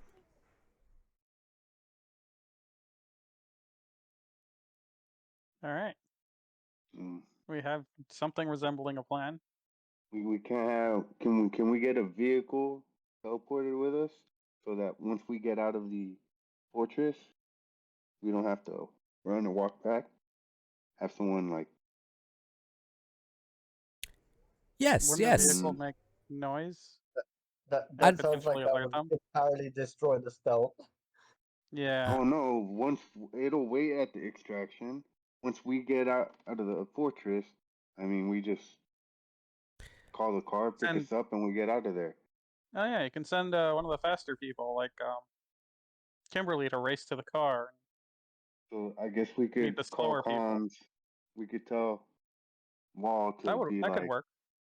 "Okay, we got him. We're about to head out," and then you teleport him out. I would assume we won't have communications at that point. Yeah, between Mm. Earth and the Moon, that's a long distance. I doubt there's going to be communication established between the two. Yeah. Communication is gone once you leave us at the moon, but you can teleport us there. I Yes. don't know. I don't know how That's it the works, command Alpha. center. Teleporting I'm you guessing here. is completely doable. That much we can guarantee. Unfortunately, who knows exactly what Rita has that can dampen our communication, let alone our ability to teleport, should she become aware of you prematurely in your infiltration mission. But again, given enough range, even her powers should not be able to interfere enough to safely teleport you out. Okay.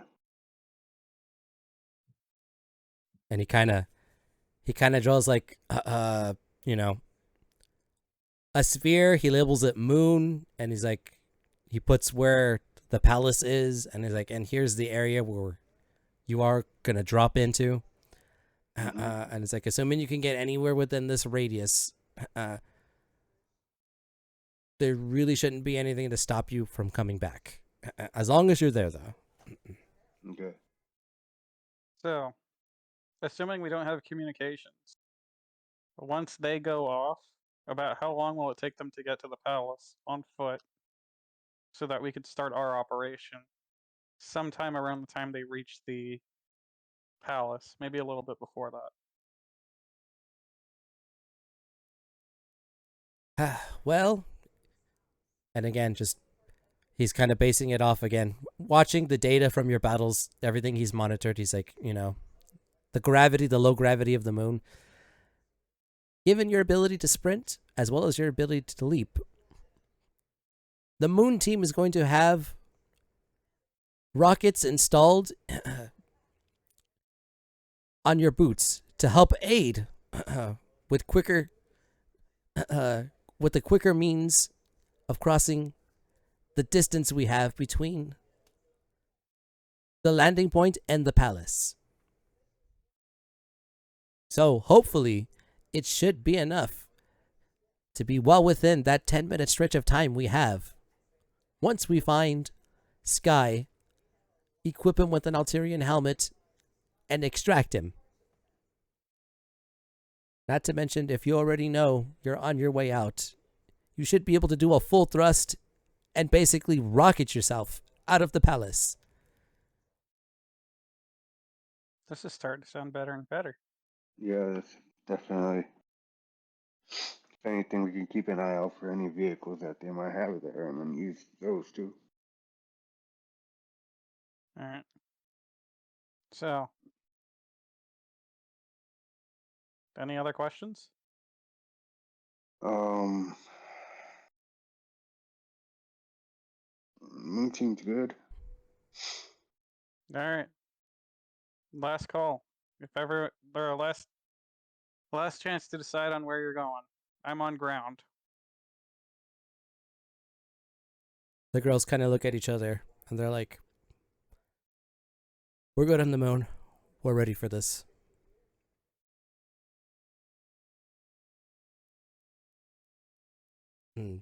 Lilith kind of looks at Terry. He's been chiming here and there, but he hasn't really like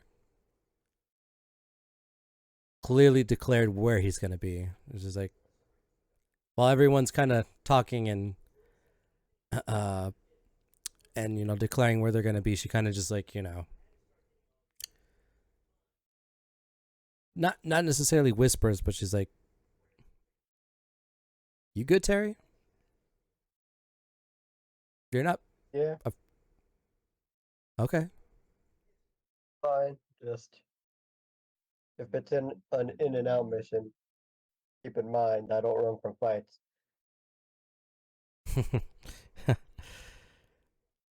Yeah, Lilith's kind of just like, "Oh Well, man." We're Worst not case we're not scenario- fighting Rita either.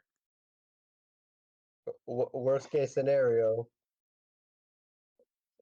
if I'm on the moon, we're doing a 1-for-1 swap. You lose a Black Ranger to get back a Yellow Ranger. So you can't go to the moon. Okay. Then that means you're on the ground. Although we also aren't fighting on the ground. You're aware of that, right?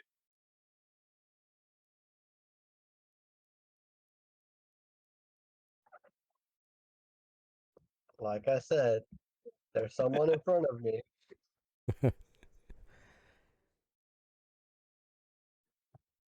I may not start the fight,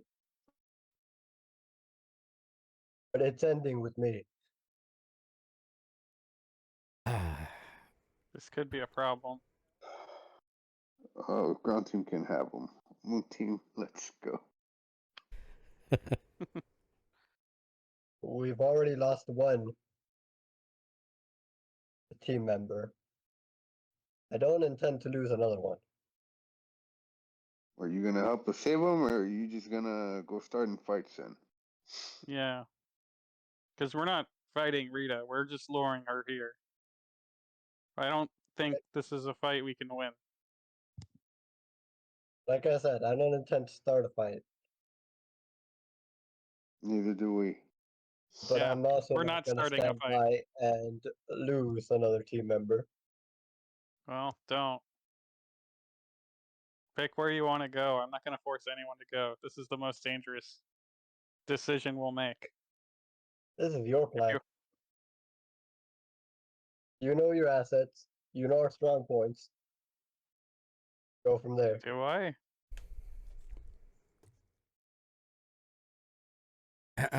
Kimberly kind of interjects. She's like, "Yeah, I agree with Terry.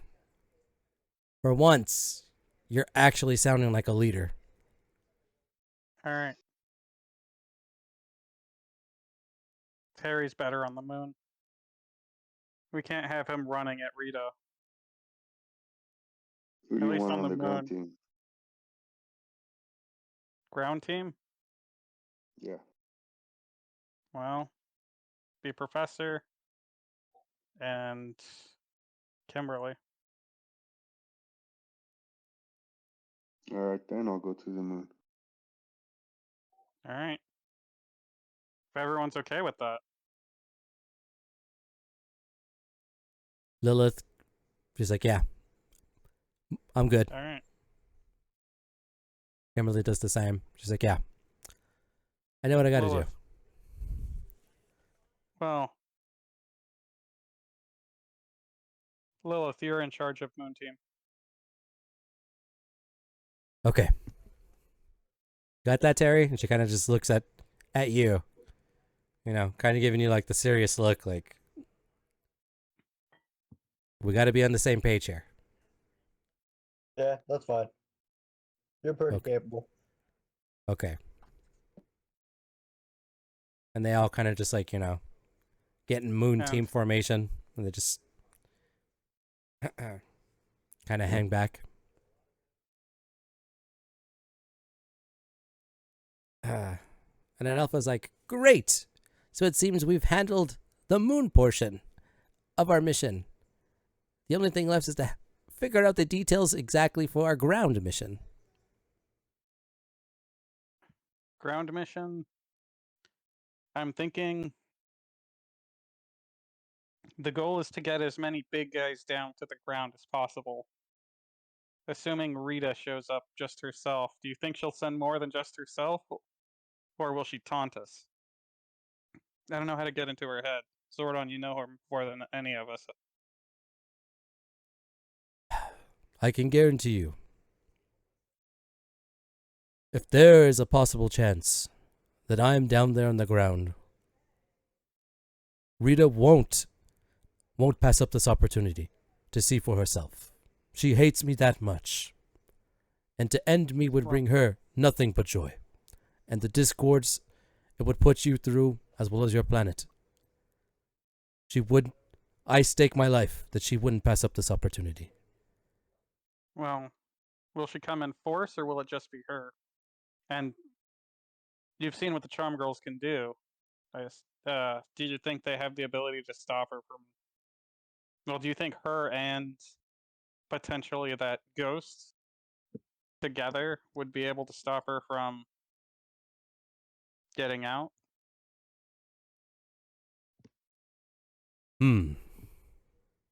Because our plan hinges on that.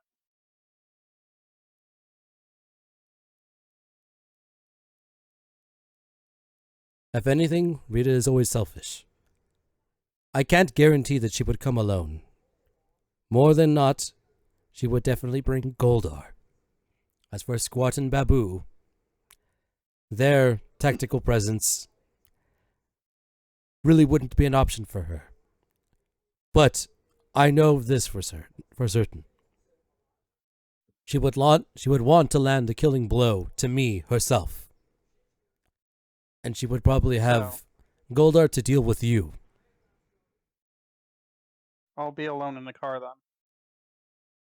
I was hoping to have Kimberly with me in my car, but if she's targeting me, or in this case Zordon, I'll be alone and racing.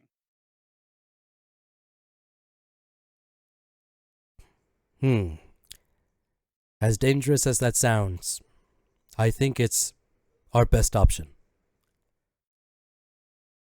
Alright. Rest of the team hides on the battlefield, unless they have anything else they would like to do, until things get hot. Once they realize they're trapped, just don't die.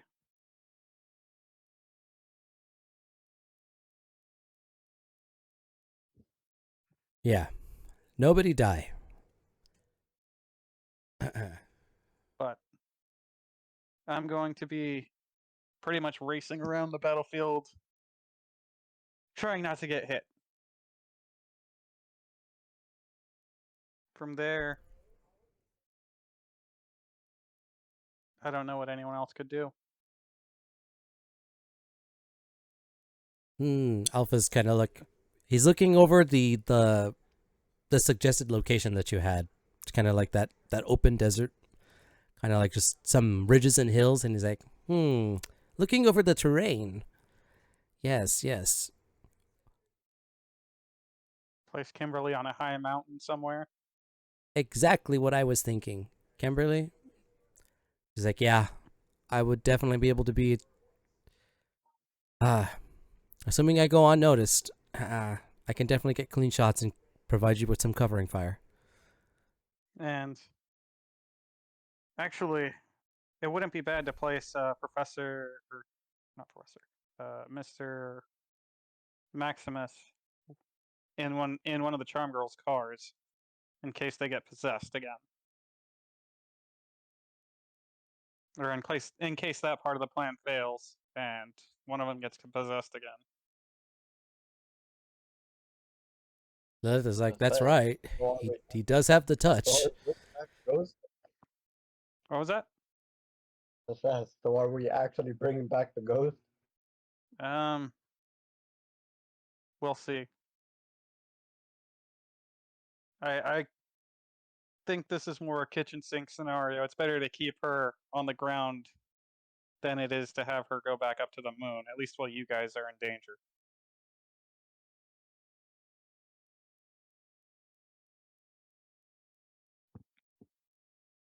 Ay, ay, ay. Hi. Well, And should we bring that demon back? Last time you fought with it. I need to get a rematch too. Kimberly just kind of chuckles. Well, to be fair, you were stuck in a room, so. Well, no, I mean the race before. Yeah, that demon kicked us out. I wouldn't say he kicked my ass. I mean, he did kick my ass pretty hard, but I wouldn't say it. She's like, well, I'm all for giving you the rematch. We'll have the Charm Girls. This time we'll know what to expect. It's not like we're going in blind. Yeah. Kimberly, if he gets out of hand, just target his car. But, you know, can the Charm Girls, like, seance him here? Maybe we can make a deal with him before we summon him back. That sounds like something we would have to discuss with the Charmed Ones. I'm surprised you got them to agree to all this. Why aren't they here? How much do they know of all this? I told them definitely that we're trying to trap a powerful witch. And we're kind of racing in the desert. But I think that's the gist of it. And they did not seem very confident about trapping a powerful witch, which is why I also want to bring the ghost. You know, Alpha, can you get that they're... Can you put the Charm Girls on speakerphone? And then before he can even like attempt to answer that question, Kimberly's like been on her phone. And she's like, yeah, they're not going to be able to come anytime soon. And she's like, she kind of just shows you like a live feed. They're like supposed to be doing a concert tonight. It's like they're booked. Like whatever we're going to do, it's not going to happen tonight. We're definitely going to have the rest of today to prepare, and we just hit it hard tomorrow. But guess we'll cross that bridge when we get there. If we can make a deal with the demon, that'd be better, but if not, just having a wild card floating around stopping people from leaving is kind of what he did last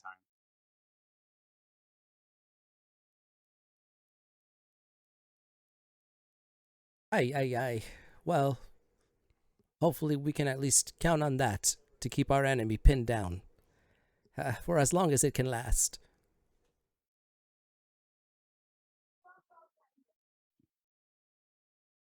So, anyone have anything to add to the mission plan so far?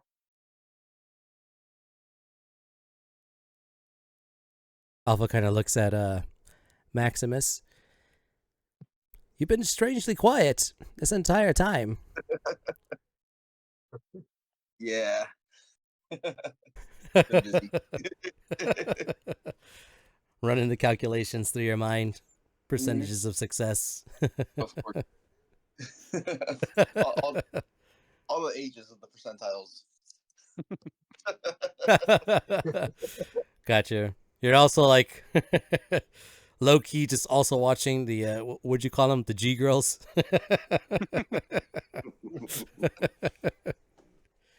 I'm watching the girls, all right.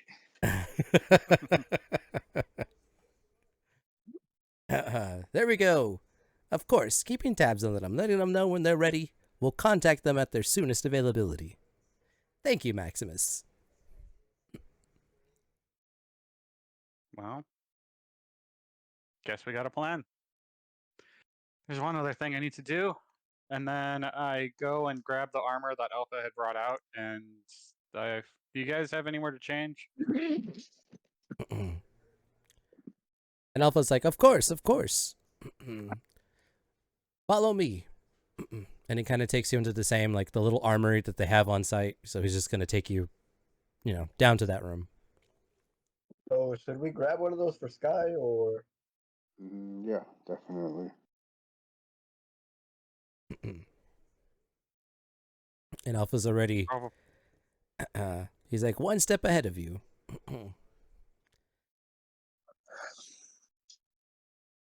Also, is there a convenient way to carry this, Alpha? I mean, you guys could wear it and be slightly uncomfortable while moving through, and then when you get to Sky, change, morph into your normal costume, and give those to the other civilians. Well, given that they are, in fact, armor, we shouldn't have any trouble teleporting them close to the palace. It's just you Rangers. It would be too risky to risk an immediate transportation.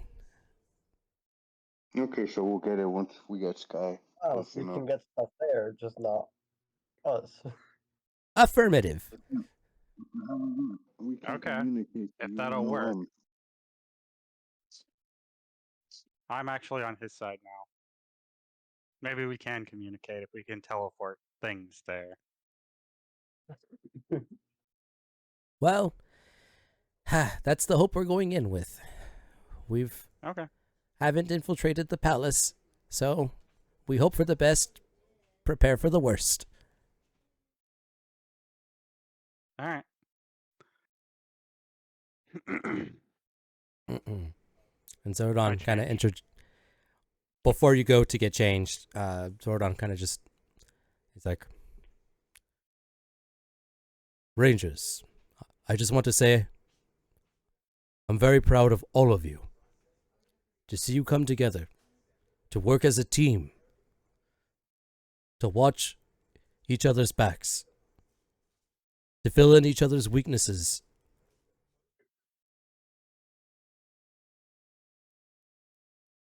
I have the utmost confidence we will be bringing Sky back. And Nobody you should- died. and nobody will be dying. Take that, death pull. But yes,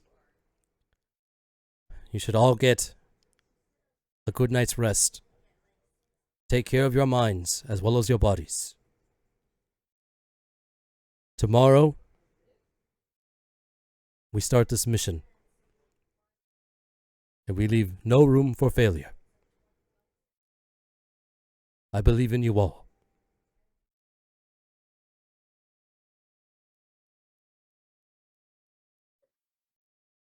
And then Alpha kind of just, after that, he takes a wall up to the armory just to get fitted. Kimberly and Lilith are gonna, they're like, I need some fresh air. And they're like, Alpha, before you take Wall, can you just open the command center doors? I was like, right away. And the doors to the front of the command center open, and the girls kind of just walk out. I don't know if anyone else is gonna stick around to do anything, or anyone has something else they want to do.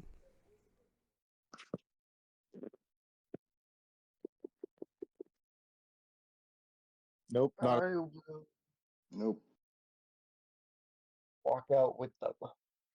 Yeah, sure. Yeah. Okay, so the team minus Wall all kind of just walk out. So as you're walking out, you know, you're all kind of just, you're feeling confident. Wall was doing a good job leading. You know, everyone knows their part in the plan. Everyone knows what's writing. Everyone's aware that's like, you know, everything is, it's got to be, you know, damn near perfect if you want to have any hope of, you know, bringing Sky back. Kimberly's like, well, I know we all told our parents that we were just camping, but I actually brought some camping equipment, and I brought some logs. So if anyone wants to have a bonfire to just, I don't know, kumbaya, just, enjoy one more Earth night before whatever happens tomorrow. I'm just going to go set up. Yeah, I'm always down for a bonfire. I throw my keys at Terry and say, just pull some shit out of the trunk of my car. Sounds good. There is normal party supplies in the trunk of my car. Yeah, I Nice. hope. So it's like, yeah. Bonfire sounds right about now. I'll help too. So everyone kind of exits the command center, and you kind of just, Terry opens the trunk of Wall's car. Sure enough, party supplies. other driver, just accoutrements. Kimberly kind of opens, her side doors. She's taking out like a huge duffel bag. She's like, okay, I'm just gonna go and set up right here. She's like, Lilith, you want to help me? She's like, yeah, sure, Kim. So the girls are just, getting everything situated. We transition to just outside the command center. We get a, nice fire starting to burn. Kimberly has like she's got the little, the fold out chairs. She kind of just packed a bunch. She's setting them up for everyone to have a seat if anyone wants to sit down on the grass. Lola's like, nice. You even brought chocolate and marshmallows. How does my new armor look? While they're doing that, you're coming out with your new armor, or you're checking in with Alpha? Oh, I'm coming out with it. Okay. So yeah, so while everyone's like, huddling around the bonfire, it's they kind of hear you coming around. They hear the clank. You have like the holster for a sword. You actually have a cape. Hell yeah. Impressive. Yeah, you're all decked out. You have like the little, like the utility belt, the shin guards, like I said, the leather. It's all decked in white. It looks like almost like a more like think of like a medieval version of like a Power Ranger, just more emphasis on armor. The cape is like very regal. It's embroidered. It's got the Altarian stitching. It's like there's a heft to it. You kind of feel like. I think he said it. Why aren't we wearing that? Yeah, I don't why are know. we still wearing that? It's not in the morphing grid. Talk to Al. How does it look? The other question is, good. do I feel strong?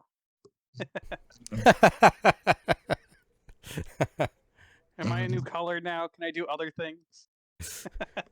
No, very very much still Do I red. look like a floating head?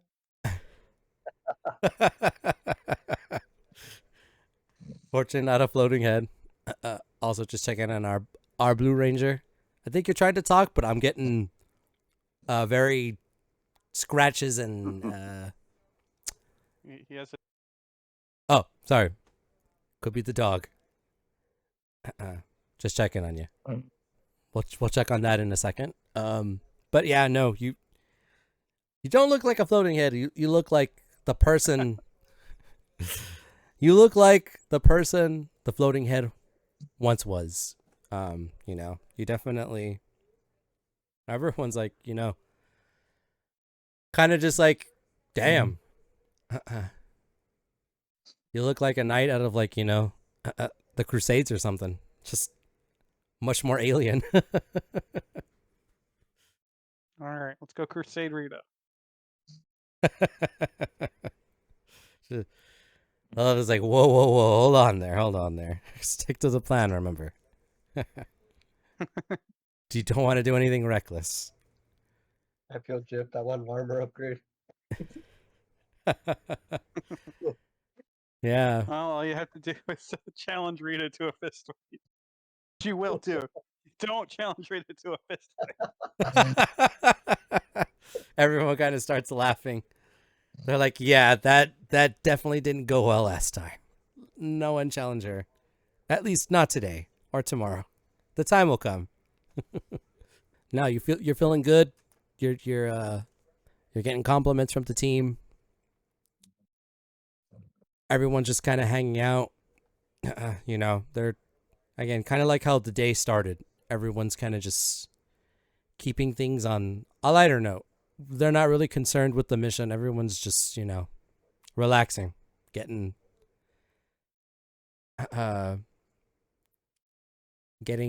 I guess you could say mentally prepared.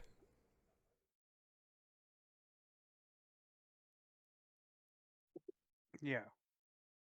Um Tomorrow we go to the moon with Bitcoin. to the moon with Bitcoin.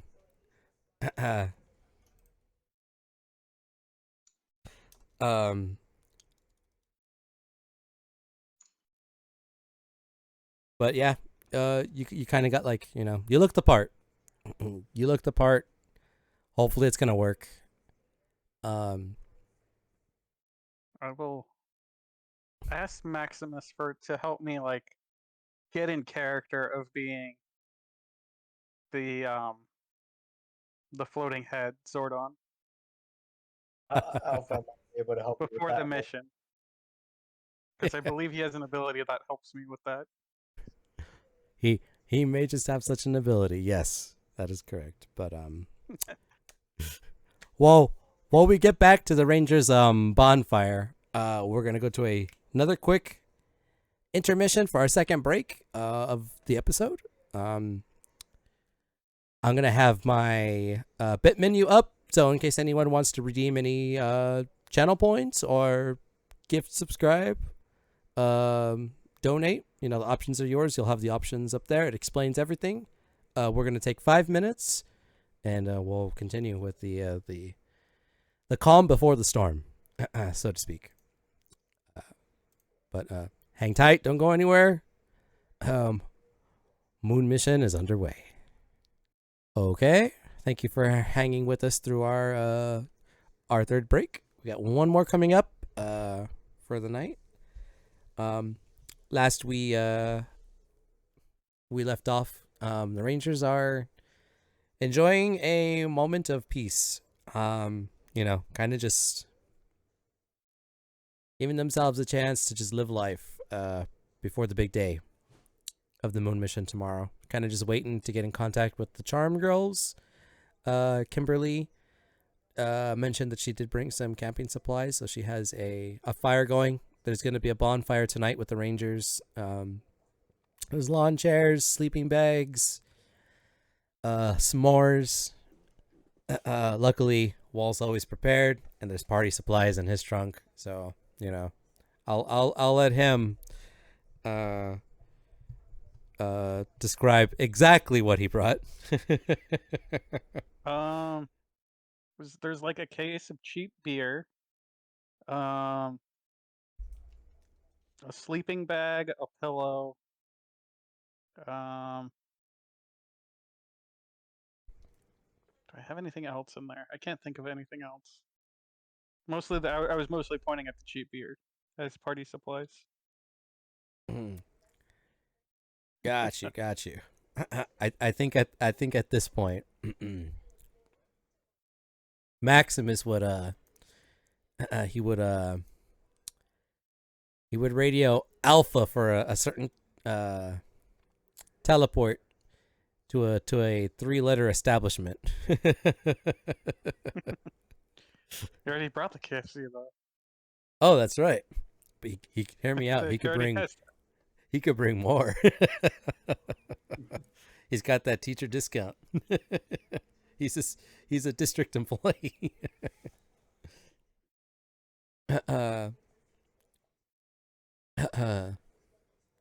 We'll just say he was while everyone was doing that, he brought the grub. You kind of see Maximus and Alpha. They're kind of like they have this platter. Maximus has like this tray, and he's like, all right, y'all, get ready.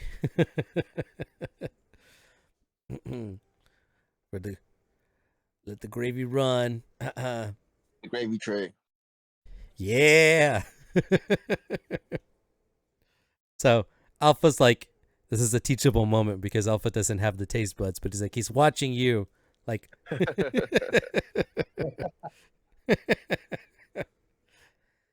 he's like, finally, I get to see. And so he's like, the gravy train, as Maximus puts it. You know, he's got that, he got the connection. He's got that long and dormant popcorn, the popcorn chicken. He knows the guy. I didn't serve 2 terms in the gravy seals for nothing. That's the story point. Yeah, we're up to 8. Yeah. Smith, so we can burn through them. We can actually use them. Perfect. Let me. Part of the brown berets.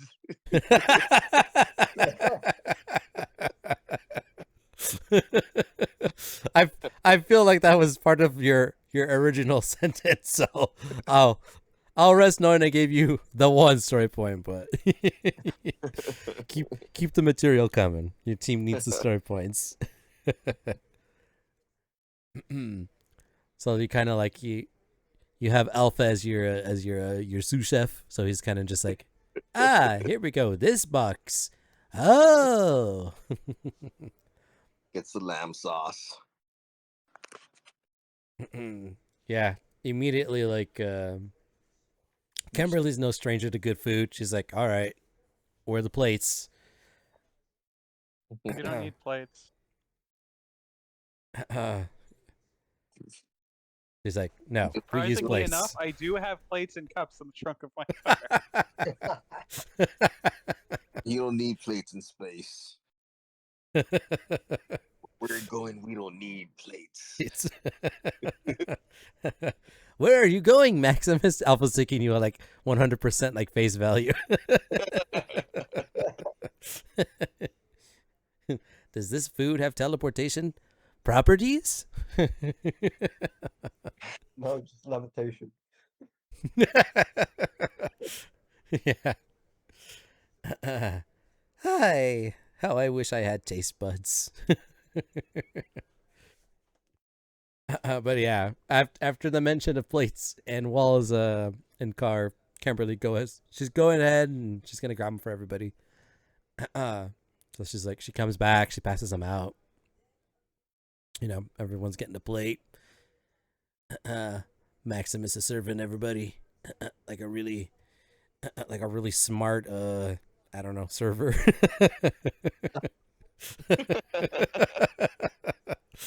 Like all he knows is to breathe and serve. Fine dining and breathing, dude. That's all he knows in this moment. In the gravy train. He's the conductor of the gravy train. So yeah, everyone's kind of just, you know, they're getting their plate. They're enjoying some food. Kimberly put like, you know, the s'mores on a stick. They're kind of just resting over the fire. You hear it crackling and whatnot. You know, you're just enjoying a moment of peace. Like Zordon said, you know, just got to be mentally prepared. You don't want to be too tense. You know. I don't want to pass out mid-mission. Yeah, exactly. Good night's rest is what everybody needs. So everyone's just kind of just hanging out, shooting the shit right now for the time being. Does anyone have anything they want to bring up? Whether that be just school, Rangers, any memories. Could be anything. Don't all jump up all at once. Nah. Alright, guys. No. I got nothing. I'm shooting shit. I was thinking for a name for that spaghetti, man. Like, fettuccine Alfredo or something. Fettuccine El Gravo. Kimberly's just looking at you like, what are you talking about? It's like getting No. gravy on it. Gravy on fettuccine, I don't think would be that bad. She's like, she's not not into it, but she's also like, again, this, like, let me guess, you put gravy on everything, don't you?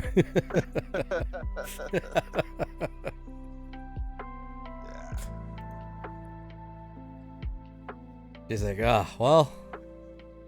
It's not a phase, I swear. Everyone starts laughing. That's a story point. Keep them coming. You guys are up to 9.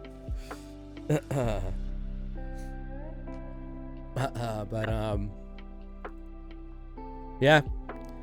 Kimberly kind of, she's like, reminiscing, just, talking to you guys. She's like,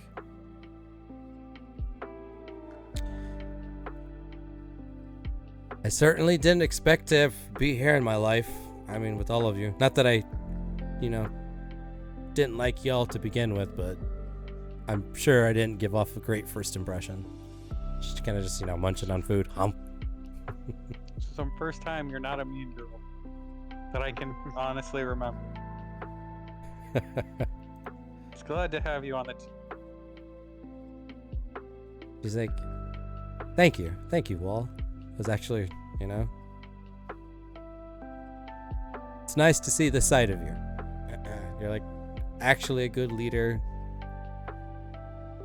I was listening to everything you had to say, and I was. It's nice to have your support. It'll be great to have your support tomorrow. And she kind of just takes another bite, and she's like, but like the food's still like lumped up in one side of her cheek.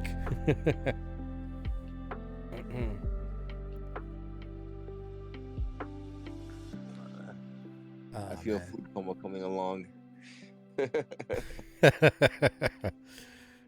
Right. I know. Everyone's like, you already start to see like some of the plates just pile up on like a pile next to, not close to the fire, but like in between you guys.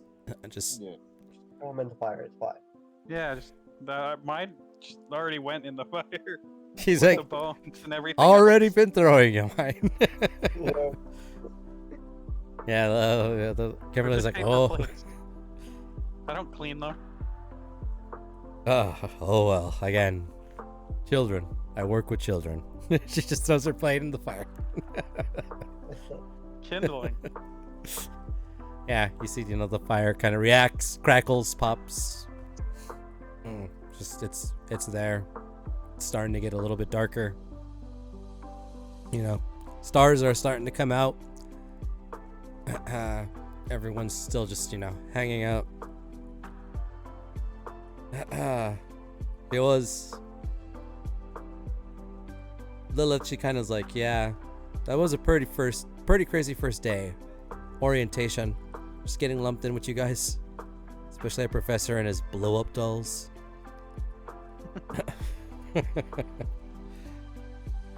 Well, I'm convinced you still have in your classroom, and they're not for any scientific reason. Wait, what I What was that? Blow up dolls you keep in your car. Has the administration complained about you about that yet? I'm surprised or are they still there? no, they're still there. They don't really care. Okay. Administration, they Dealing with that they're uptight not as shit principal. actually look. And then Kimberly's like, that's right. Didn't you help build the infrastructure that the school uses for its networking? So you're pretty much unfireable, aren't you? Yeah, I put myself up there. Well, it's like, well, I give you that. That was definitely a smart move. I don't give you many, but that's one. Thank Everyone, They just continue to eat and drink. They kind of just. You said it was bottom shelf. Like cheap. Yeah, cheap light beer. Okay, Light beer, just cheap beer, like Coronas. just got Or- you. yeah. Nothing too crazy. Kimberly's gonna go ahead and she's like actually gonna help herself to one, and she's she's the bottle, kind of just pops it off, starts sipping one.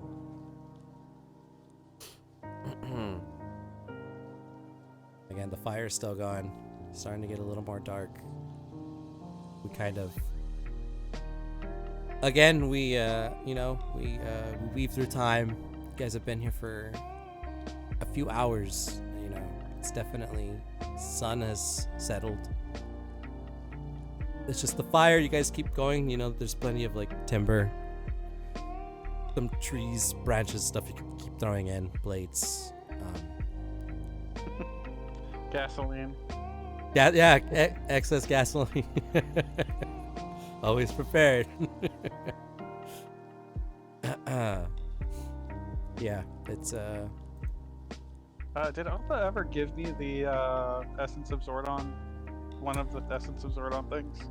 he still has them. He was very adamant that he was like, until it's like the actual mission, he's gonna safeguard them and he's gonna give you the Makes full sense. instruction, the do's and don'ts. It was just very important to make sure that's like extremely volatile. We got to be careful with this stuff. It's hard to make and it's not easy. So so again, we cut through. You guys have been, just outside talking. The girls have been talking, school, some of the cliques, Terry and Wall, you guys are just going over some of like the details of the plan. Alpha kind of like a dad. He checks every now and again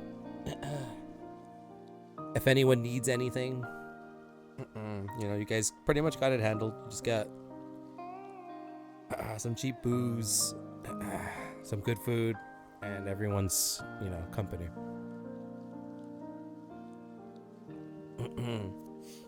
So, Juan, about doing my report.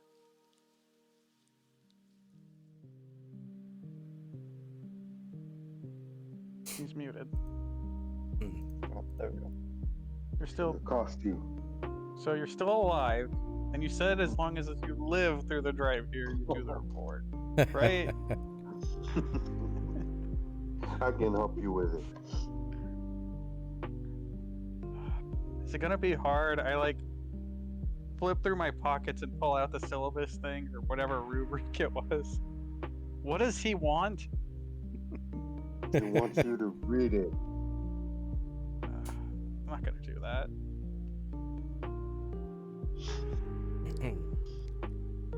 It's okay. We got plenty of time. I'll tell you about it. Hear me out. I'm busy saving the world. I don't have time for this crap. Oh, what a coincidence. I have a similar excuse. Yeah. See, we shouldn't be. We don't need to worry about this report. I'll help you with it when we come back from the moon. Okay. When we all come back from the moon. Yeah. Everyone's coming back. I'll make sure of it.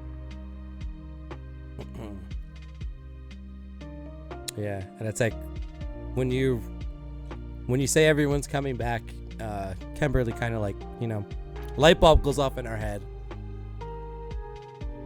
And she's like, kind of just finishing the swig of her drink that she had. And she's like,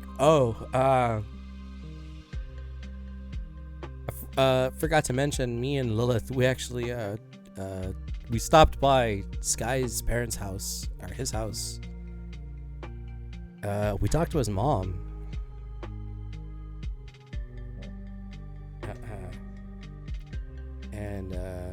she gave us this, and she kind of gets up. She like, dusts the crumbs off of her pants. She walks over to her car and she grabs something. She's going through one of her bags.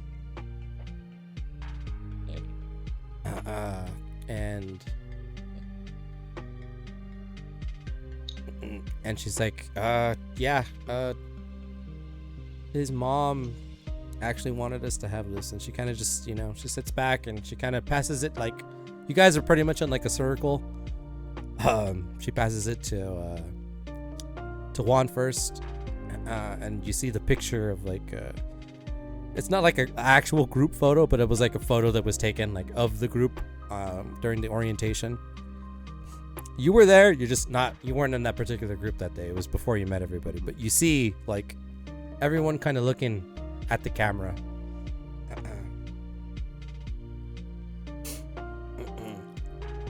And he's like, yeah, I guess one of his other friends must have taken it when we weren't, paying attention, but he had it, he kept it, and he never really mentioned it to me. I don't know if he mentioned it to you guys. And he's like in the pic. Not to me anyway. Yeah. Yeah, his I'm pretty sure we all know, we realize, but yeah, his mom, I'm sure his dad too, is taking it pretty hard.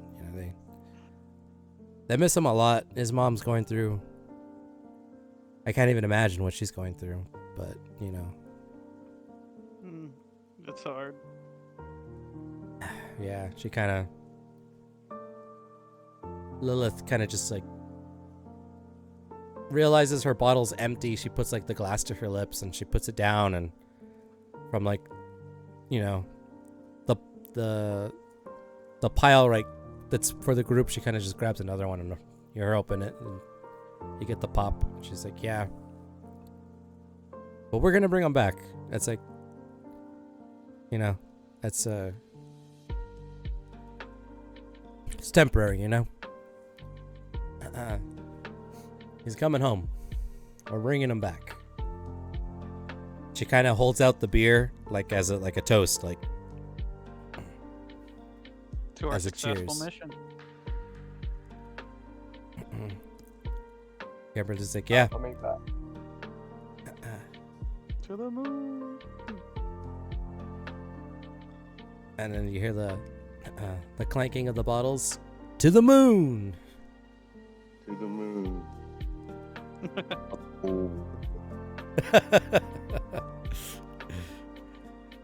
Remember to bring me back some cheese.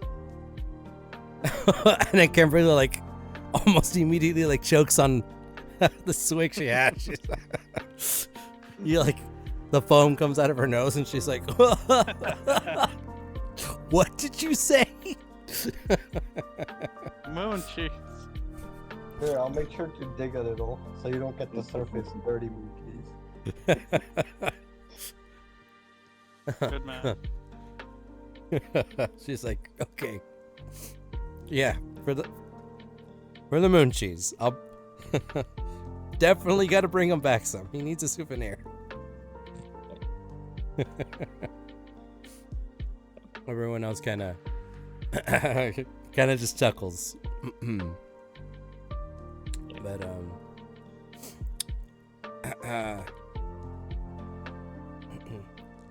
Alpha kind of he pings everyone on the communicators. He's like, Rangers, I have an update. It's by this time it's like later into the evening. We'll say it's probably like closer to 10:30, 11 at night. The Charmed Ones got in contact with me. Oh, good. Are we gonna have our seance?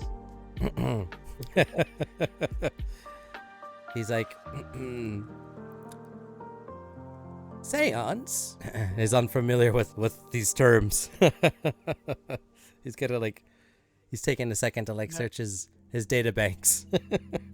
We're gonna make a deal with that evil demon we beat up the other day.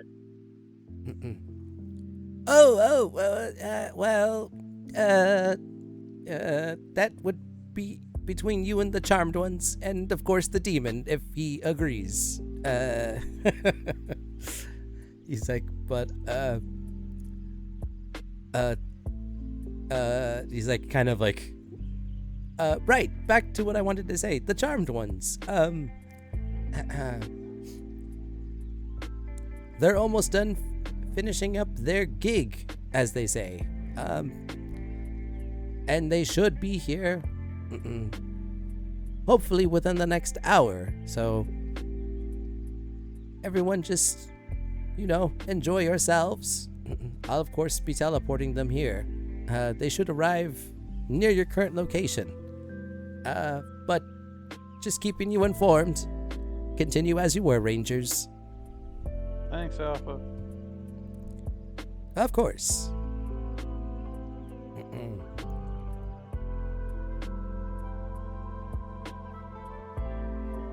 So then, Kimberly's like, okay, well, Charming Girls are gonna get here.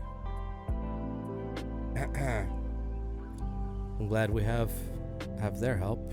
Hopefully the demon's gonna be on our side. Takes another swig of her drink. Depends on if the charm girls think the demon can be reasoned with. It might just be better not to tell him anything and summon him. Yeah, If that as long is as an it's option. fair, it does the job.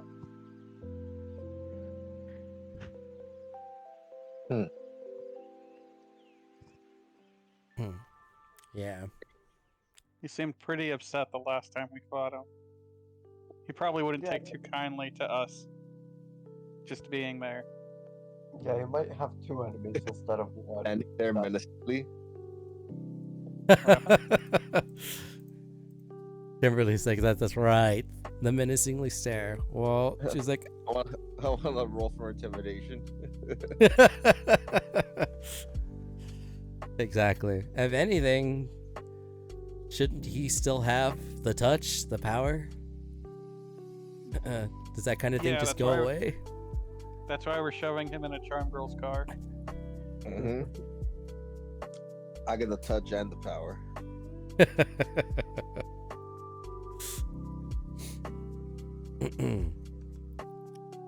Like, well, I'd say, since I never thought I'd be glad to hear, but I'm glad you have the touch and the power. To you. Kimberly raises her glass. Also raises his glass. Anyone else getting in on this this toast? No raise. Hey. Yeah. I can't believe you're cheersing too. The Our touch. favorite keeper. The power. The power. Yeah, it's not touching any of us. Yeah, I don't think the To our power- professor, nonetheless. We're the ones with the touching here. Right. I know. It's like she's like, it's the strangest thing. When he did his open palm strike, I could have sworn I heard those words like echo through my mind. And there was like a guitar riff and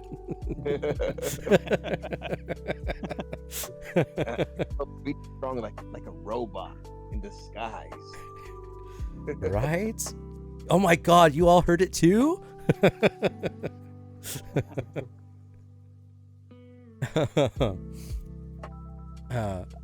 Another swig of the drink.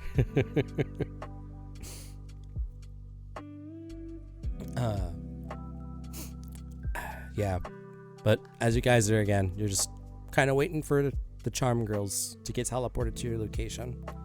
We kind of we just flow through time. About an hour passes, and then you see this sudden this clear white light kind of just appear a few, we'll say a few feet away from your fire, which is still going strong, and you see the charm girls, and then Alpha kind of like, Rangers, the charmed girls have arrived. Welcome to the party, ladies. And I offer them the shitty beer that we've all been drinking.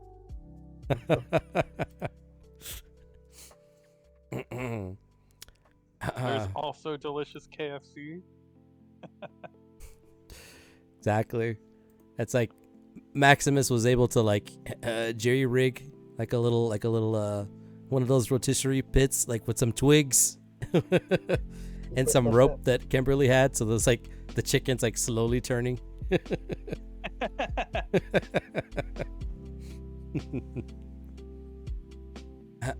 But yeah, so the charmed girls arrive. We have Glinda, we have Ginger, and Gwen.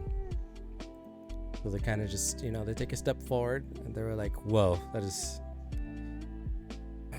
way different than magic. So they take a second to like get their bearings.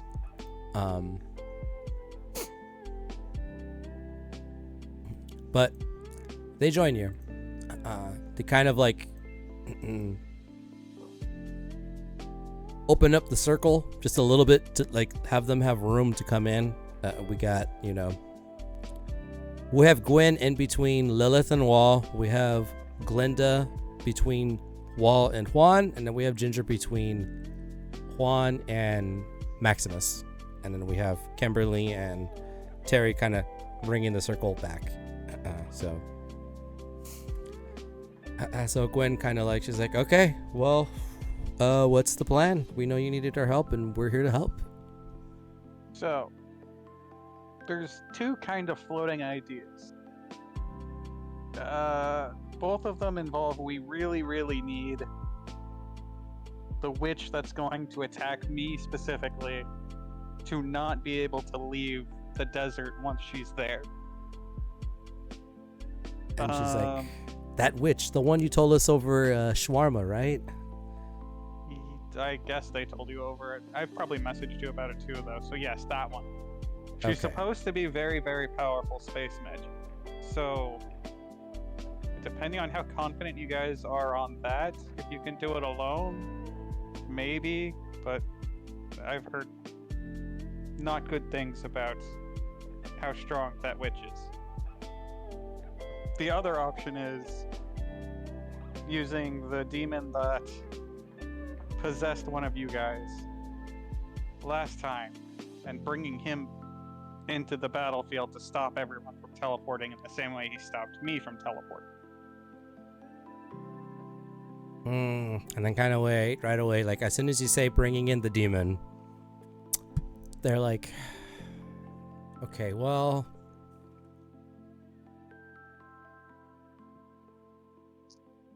bringing him is doable. What exactly do you want to use him for outside of just keeping, I think, the fight contained is what you're getting at? Yes. Objective number one is stopping that witch from being able to leave. And it's set up that she will be targeting me for the most part. And it's like, well, we've only had what you've told us to go off of. We haven't seen her in person, so we don't have a good gauge on just how powerful she is, Assuming she's comparable to us, it's definitely going to keep her pinned down. I mean, we were pinned down, as you saw. You were there. Mm-hmm. I imagine this witch would be stronger than you guys, from what I've heard. And then you kind of see Glinda, Gwen, and Ginger all reach. When you say stronger, they kind of all reach for your your booze, and they just start popping caps off. How much stronger are we talking?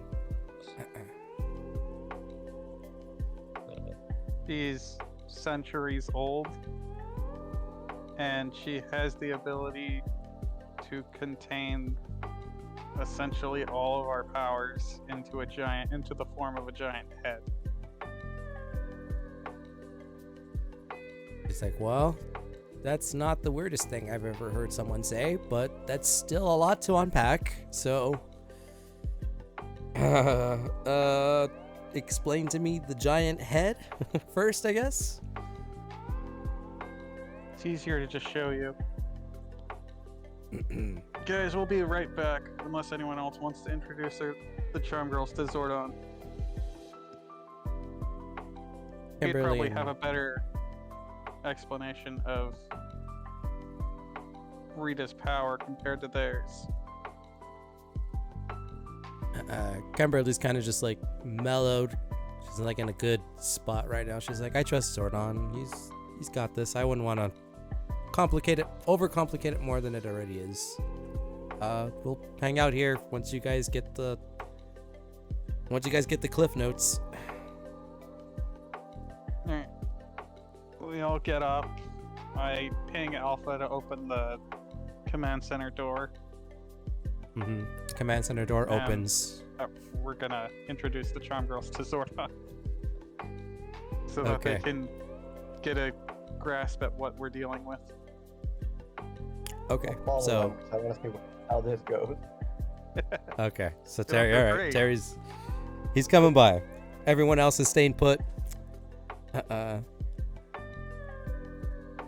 hear no objection, so I'm gonna go ahead and assume the rest of the Rangers are just gonna keep the bonfire going and wait to hear the news.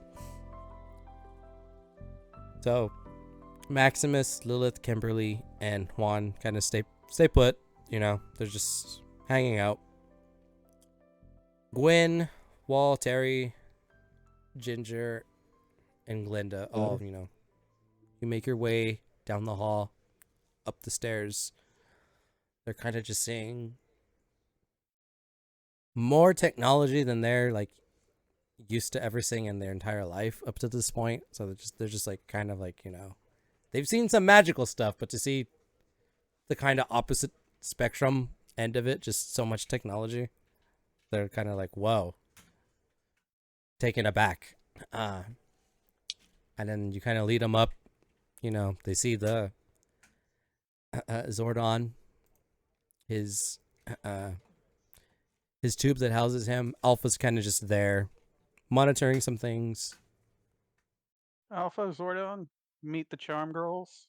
Charm Girls, Alpha and Zordon. And then we go back to the command center. And then you kind of see Zordon, you know, his energy coalesce. His face, you know,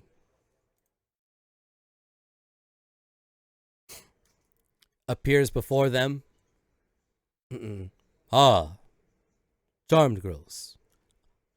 I've heard a great deal from you, from my fellow Rangers. First of all, I want to thank you again for assisting them in their fight against your magical foe. And the girls are kind of like, whoa. Has anyone ever told you you look exactly like a member of the Blue Man Group? And Zordon's kind of like... Yes, my Rangers have, on more than one occasion, told me of this resemblance, but might I bring us back to the topic at hand? And they were like, oh, of course, go ahead, take it away. So, you had questions, did they not, Wall? Yes, they were wondering how strong Rita was compared to them. And Zordon... Oh, go ahead, good. I didn't say anything. Okay, thought I heard someone. Zordon kind of goes into... He goes and gives them the same kind of like intro talk that he gave you the first day you came into the power chamber. And he explains, you know, Space Witch, Conqueror of Worlds, works for Dark Spectre, the Alliance of Evil. Very, very dangerous, very powerful, is looking for the fabled Zeal crystal. Explains that she has Goldar, Squat, Babu, also the mention of Scorpina, although she hasn't made an appearance yet. He does mention her name. Kind of the things she's been able to do so far throughout some of your missions. They understand that she's kind of kept a distance. She's kept an eye on you. She's summoned lackeys to fight you, but she hasn't really entered any kind of combat herself. There is the kind of like in the danger zone. Alpha was able Kicked to her ass in the danger zone. yeah, you're like super energetic about it too. I was like, yeah, we kicked her ass. No, Kimberly In the or danger Kimberly, Wall, Maximus, Lilith. No one's there to interject and like to remind you. Didn't she like hug you for like a large portion of that time? But nobody mentions that. Terry's kind of mum's the word from him. He's just there, seeing, like he said. He's got to see this. So they explain that. She has a great deal. She has a magical artifact. It's her staff. She uses it to conjure spells. She's been able to make monsters grow to towering sizes. Her current location on the moon in her palace. Her final act of revenge against Zordon for defeating her was to trap him in his current form, and how she's been sealed for about 10,000 years, and she was, just recently released, and she doesn't have seemed to lost any of her power whatsoever. So after they get all of that from Zordon, they're like, okay, okay, yeah, she definitely seems like she is a major threat and gonna be a big problem. Yeah. And we need her to not leave. Can't stress that part enough. She can't leave. Because then she'll be dealing with the other people on the moon, on her home turf. To the moon. To the moon. That's like can be Which is heard their- like Whenever you just hear that somewhere in the background. Who yeah. said that? Who said that? We're all in the background shouting to the moon. To the moon. Solidarity. Yeah, but as he mentioned the moon. Okay, so they get what you're saying. They're like, okay. Well,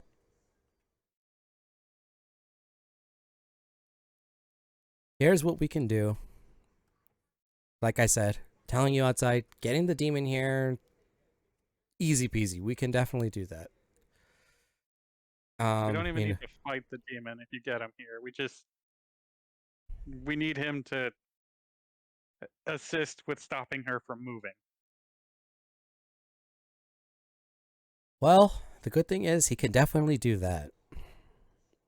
That was one of his abilities. It dampened any sort of teleportation. She would have to be like out of this world strong and able to like get through his abilities.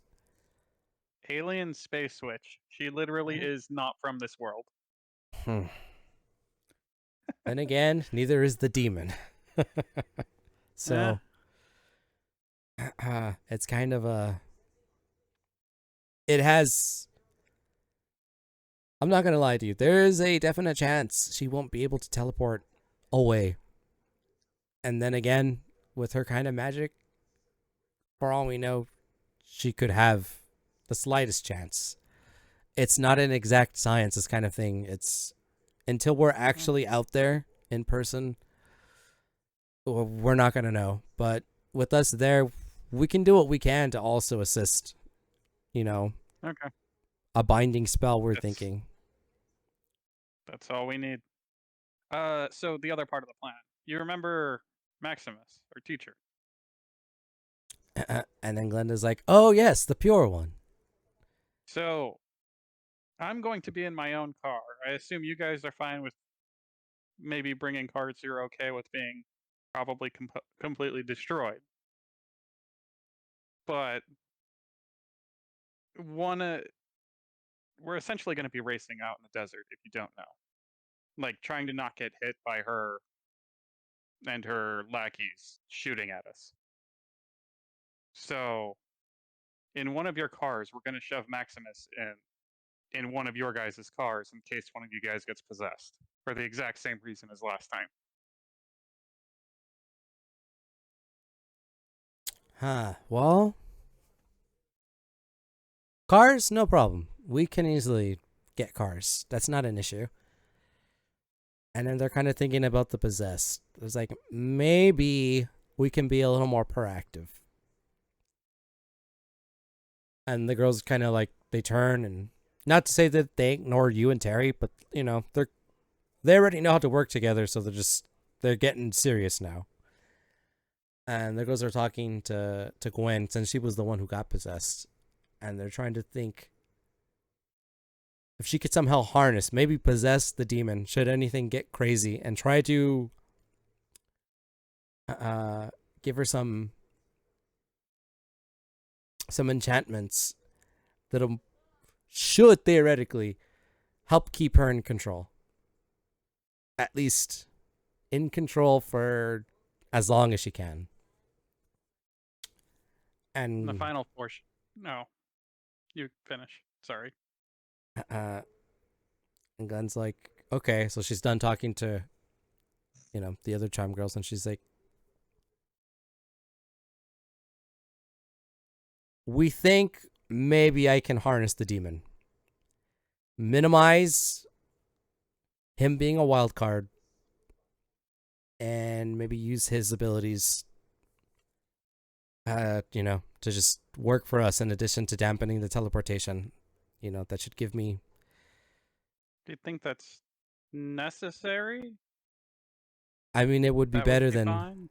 letting a demon I don't. loose unrestrained. Remember, the easy part is getting him here. It's like putting him back where he came from. That's, you know, that's the challenge, but... I don't know too much. I am more focusing on the problem at hand rather than the problems that we'll end up with once all the pieces are lying where they are.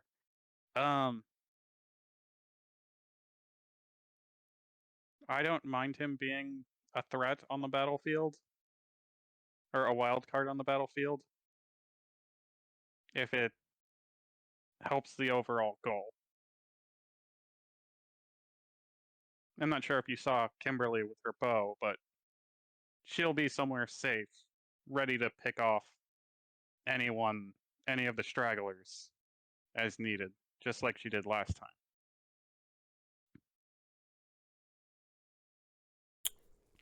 Gwen's kind of like, okay, that could work. I mean, if it's better for all three of you to be focusing on making anti-teleportation charms stronger and letting him do whatever he wants, I'm completely fine with that. We'll deal with him when we're done dealing with our own shit.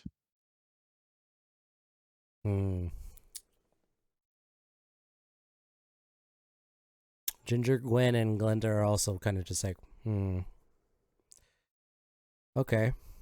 I mean, we already dealt with him once before with your help, so now that you guys know more or less how magic defeats magic, it shouldn't be too hard to put him back a second time.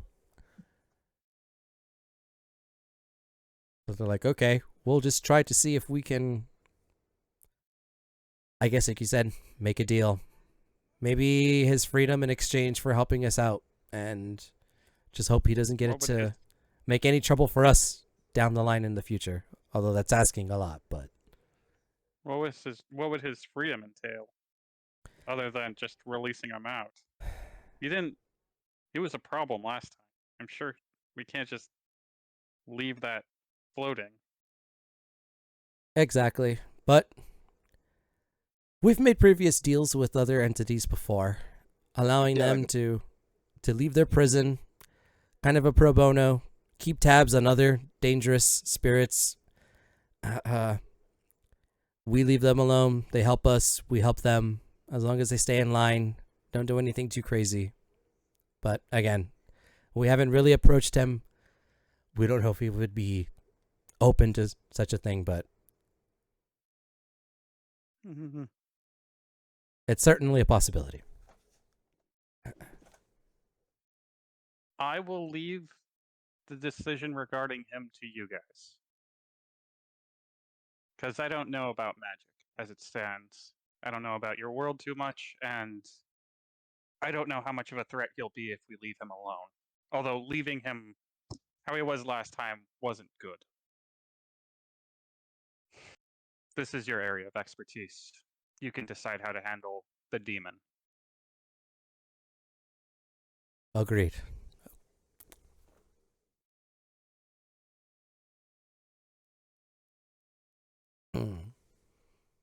So, Gwen is asking, is there anything else that you need our help with, or is it primarily just the demon and keeping your space witch occupied? Yeah, just that. If it gets too rough out on the battlefield, you guys are free to flee, but that's also up to you guys.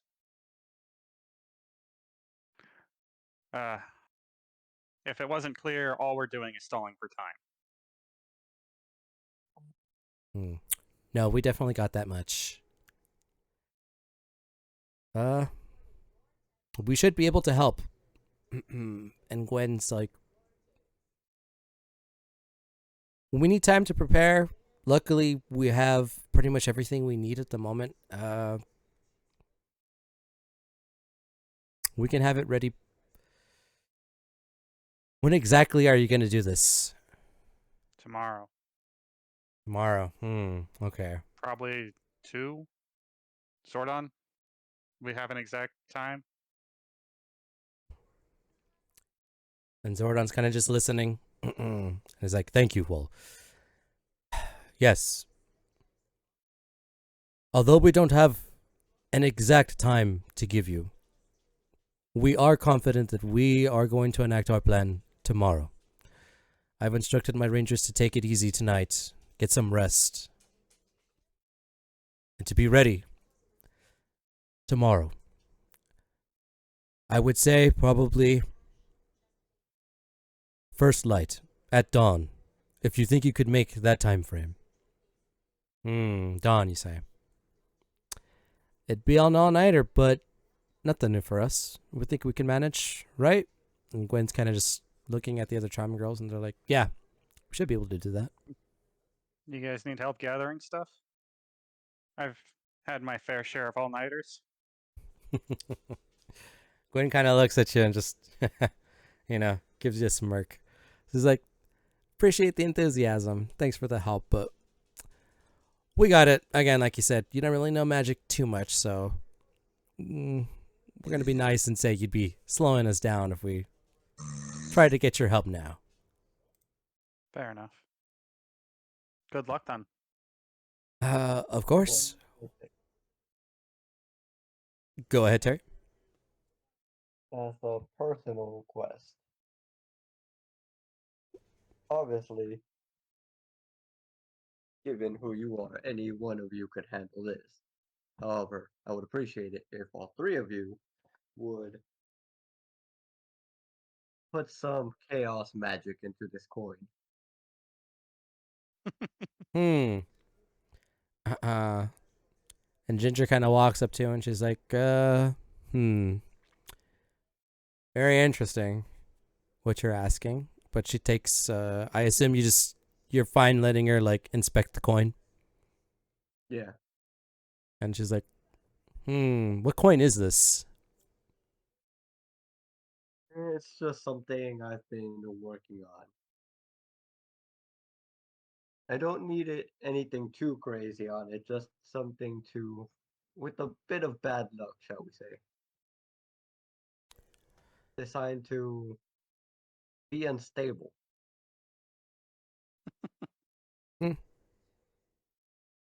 Interesting request, but Hence they the kind chaos of, magic. yeah, Glinda and Ginger, they're like, okay, we trust you. We can do that. Uh,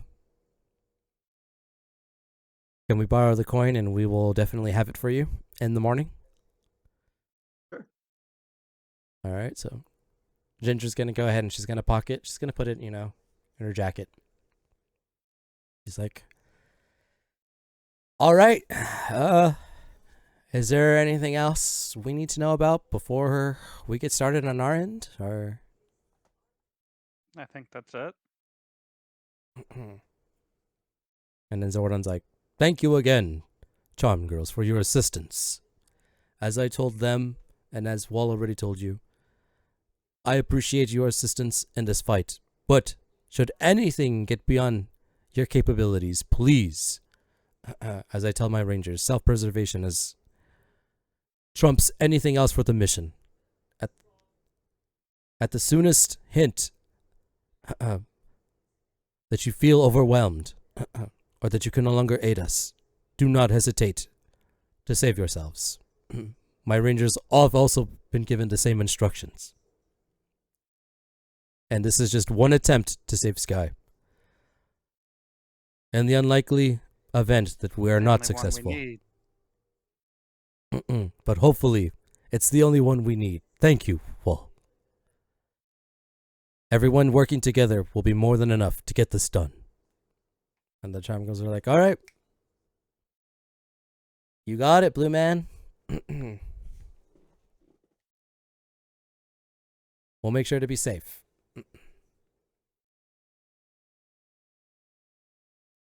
All right. Well, if there's nothing else we can do, can we have your little friend over here give us a lift home? And Alpha's like, right away. And he talks to them off to the side about where they want to go exactly, so he can get the coordinates. And he does it. He's like, all right. And we will see you first thing in the morning, Charming Girls. Thank you again for your assistance. Like, don't mention it. All right. Tell your friends. We'll see them bright and early. Take care, you guys. You too. And then one by one, they kind of all turn into this colorless spectrum, and they get teleported away. And it's just Wall and Terry, Zordon, and Alpha in the command center. Well, think we got a shot. Yeah. Let's go back to the party. Indeed. They had Enjoy a your bunch of time, options. Rangers. They had a bunch of options to deal with the demon. I was fine with going full chaos, but again, I don't know what I'm releasing. Yeah. We'll find out what they decide. And then I We'll head burn back that to the party. Gotcha. And then I assume Terry's just joining you as well, walking out to the party. Yeah. Okay. So everyone does that. The doors open. You're able to walk outside. You kind of just see everyone, They were lounging. They kind of set up a little bit straight. They're waiting to hear, what happened inside. You kind of take your seat again at your chairs. And then, Wall, you can go ahead and explain what the current plan is. Current plan? I left them to decide what they're doing with the demon. But they are going to summon the demon. They might either try and possess the demon themselves and let the demon loose, or make a deal with the demon. And then I also informed them that if things get too hot, that they should get the hell out of Dodge. Matt Damon. Matt Damon. Matt Damon. Yeah. Matt Damon. Yeah. Matt Damon. Exactly.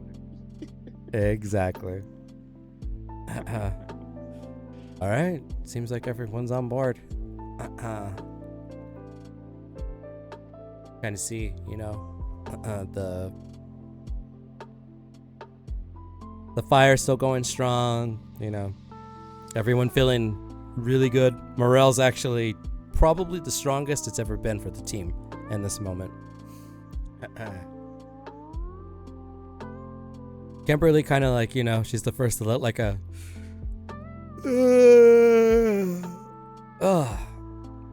I don't want to say it's that time, guys, but if we're gonna do this tomorrow, I think I'm gonna call it. I'm gonna get some rest. I'm gonna hang out here. You guys should get some sleep. Yeah, when you were gone, Kimberly got out some tents, so there's like, tents for everyone to be in. She's like, all right, we go to the moon. Let's do this. I'll see you guys in the morning. And she kind of just, she gets up, she opens the door of her tent, she goes in, kind of closes it. Lilith kind of does the same. She's like, yeah, to the moon. We got this, guys. We're bringing Sky back. She walks over to her tent, opens it, goes in, closes it. Anything Maximus is gonna do? I heard he's been He's gonna do Matt Damon. Matt Damon. I mean, that's what Damon's called, right? Yeah. Or do we have Sure. It's his name now. Yeah, Matt Damon. Yeah. So says the pure one. So that's his name. Exactly. Definitely not the Wrath Racer, but Matt Damon.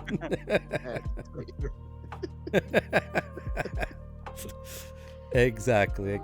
So that's one more story point. What the hell? Sweet. You guys are Only up we can to. start with 10 next time. I'll let you. This is a two-parter. Okay.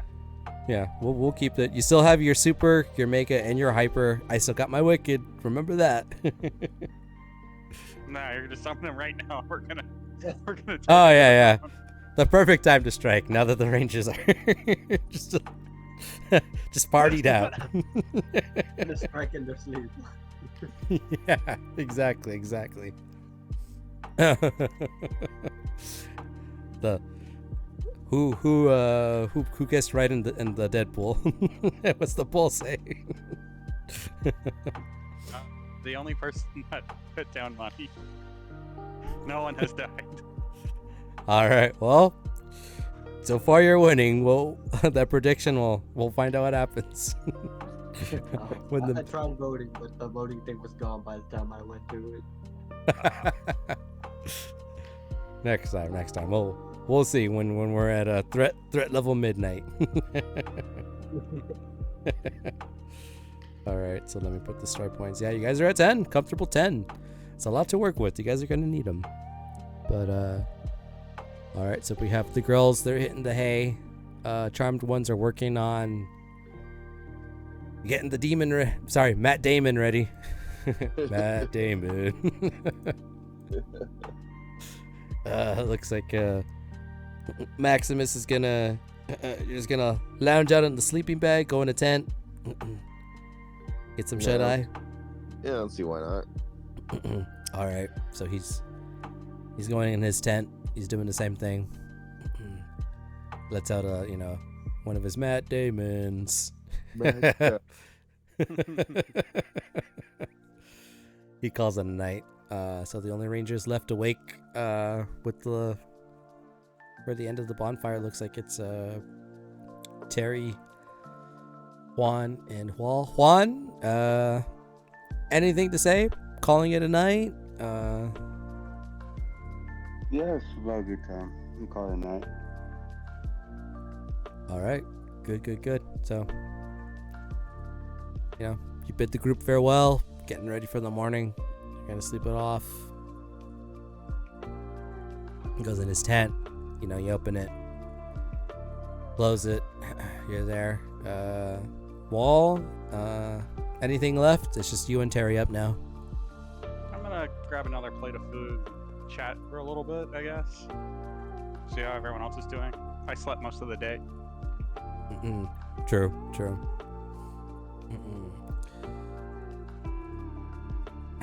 So when are you planning on calling?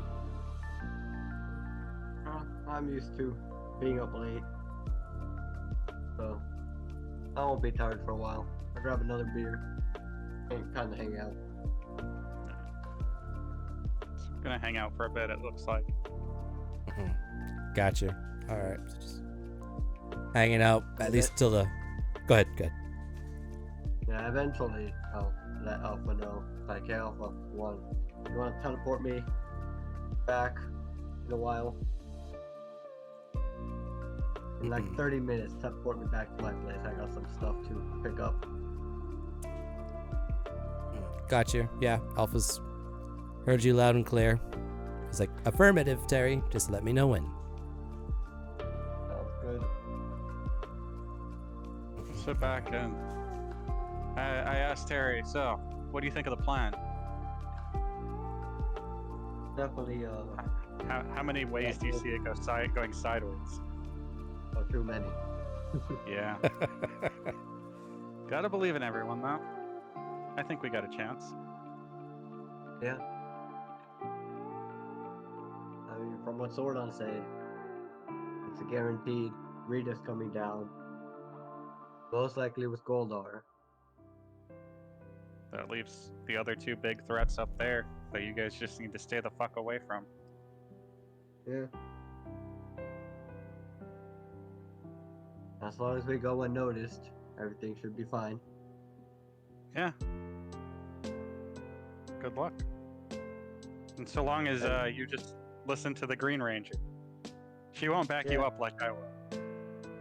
Yeah, no. I imagine pretty low security though. I mean, I don't expect them to have like armed guards all the time. I mean, come on. How often do they see people at the moon? They have a million of those ugly alien things. Yeah, but why would they be patrolling? Like I said, no reason. Yeah. Who knows? Guess we'll see how that goes. It's only one way to find out. And yeah, we just gotta see.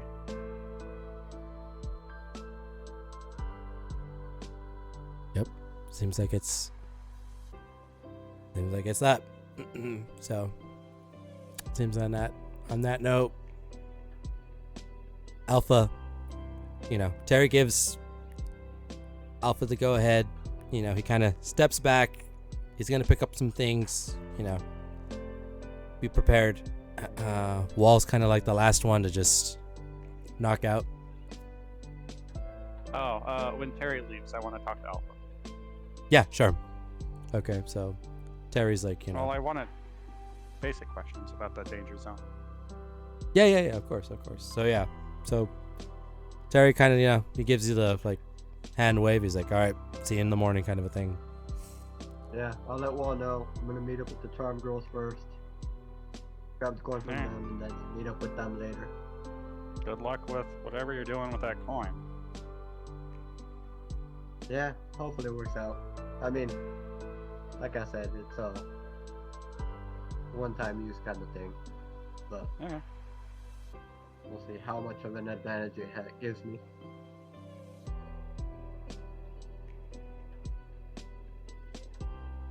Again, all experimental. Yep. See it. Alpha? Yes, Terry.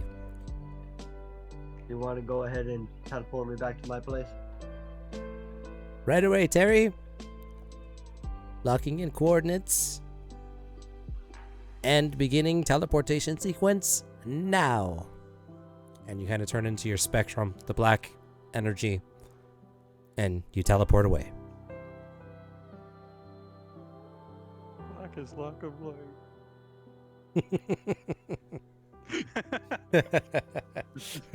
Huh. And other universes except this one. But yeah, so you said you wanted to talk to Alpha really quick? Maybe not really quick, but yes. Okay, well, that was a good time to do it. Everyone's kind of just resting up. Hey, Alpha. Or I go back into the command center and go meet up with Alpha. Hey, Alpha, I have a question about the command center. Or no, the danger zone. Ah, of course. Well, what did you have? Can you make terrain in there? Of course. That's definitely something we can do. You forget? Do you mind? On the last, Do you your mind- first attempt in the danger zone, I had you at a low intensity setting, so it was a flat surface. But we can definitely tailor make the danger zone to your exact specifications. What did you have in mind? The battlefield we're going to tomorrow. I would like to drive around the area and get a feel for it so I can be more prepared. Excellent suggestion. If you want to throw a fake read at me, that would be fine too. Of course. And he's just, he's analyzing the topography of the exact location the team specified. He's inputting the data. He's getting, again, the CPU, the low-level reader they have. And he's like, all right, I'm inputting the parameters. Initializing training regimen. It should be ready once you step foot inside the danger zone. Your car should be there, and you're free to drive about the terrain. All right. Thanks, Alpha. And I train like that for like 4 or 5 hours. Like just avoiding all of Rita's shots. Trying to avoid all of fake Rita's shots. Gotcha. Okay. So pretty much just like skip and sleep like you're not, like you're just staying awake. Yeah. Okay. All right. So you do that. Time passes. Again, everyone's getting their rest. You're doing your training. You're putting yourself in the best advantageous spot you can for the team. Charm Girls are working on Matt Damon and figuring out how best to utilize him to the group's benefit. Terry had to go pick up some things. He said he was going to meet the Charm Girls before meeting back up with the group. That all kind of happens.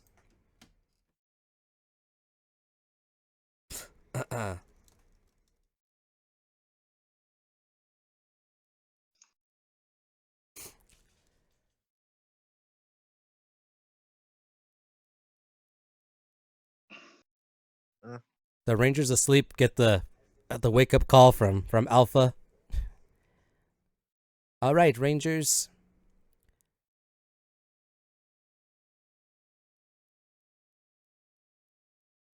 Wall is already up. And he's in the command center, ready to go. Everyone else kind of just like, wakes up a little groggy. And I might have something to give you quite the energy boost, so don't be afraid if you're not feeling 100%. You'll understand when we get here. Is it Essence of Zordon? Good. Does the Essence of Zordon give us energy? Is it an energy drink? Yeah, infinite energy.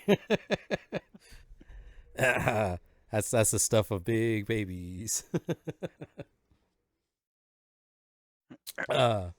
But everyone kind of gets up. You know, the fire was put out. Sleeping bags are there. Everyone kind of just lets everything lay as it is. You know, where the cars are parked. Nothing's really going to disturb it. Everyone walks in.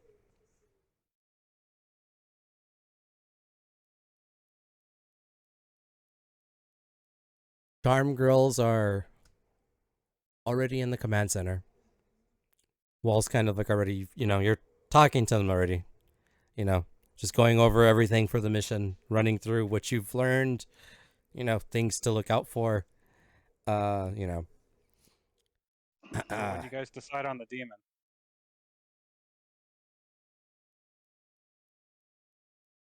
Well, and again, Gwen.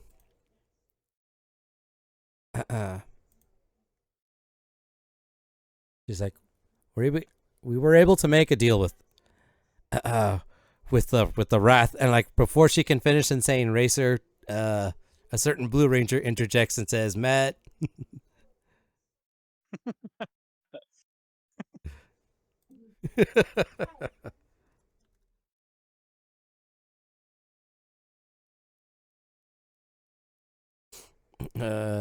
I'll try it one more time. A certain Blue Ranger heard the charm girls say, and you're like, actually, it's his name is. Matt Damon. Yeah. And they're like, I ran to the bathroom real quick and I completely missed that part. You're good. No problem. Yeah, so they're like, you know what? Not even gonna ask. Yeah, we talked to Matt Damon. Matt Damon. Matt Damon. They kind of like, she just does like the exact impersonation you did.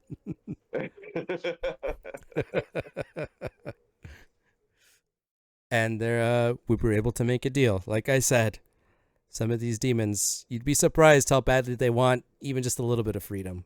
But should he keep his word, Gwen is going to be able to tap into his ability. So he's not going to be a wild card on the field. He's going to actually relinquish temporarily his powers to Gwen. So she's going to have them for this fight. Okay. That's good then.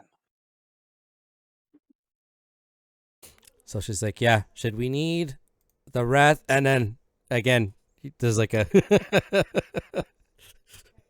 there's a Matt.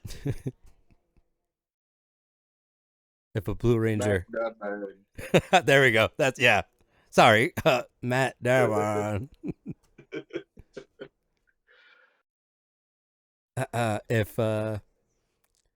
If he holds up his end of the deal, then that puts us in a very good position. It minimizes the chaos that can happen, unforeseen, you know, circumstances. We think you guys actually have a shot of pulling off what you're setting out to do. Awesome. I'm feeling a little bit more confident about it.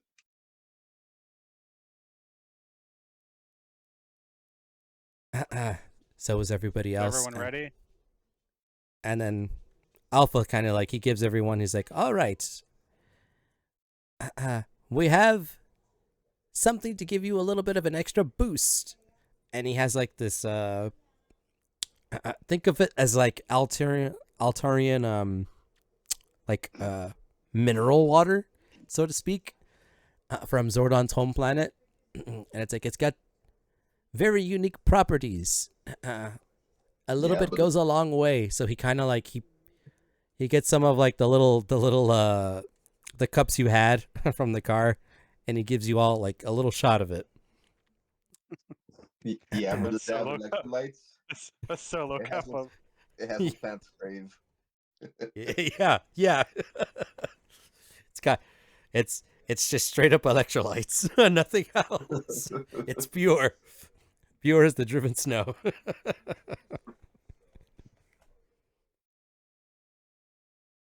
Sorry. But Yeah, he gives you all, and he kind of instructs you to like, to take a drink. And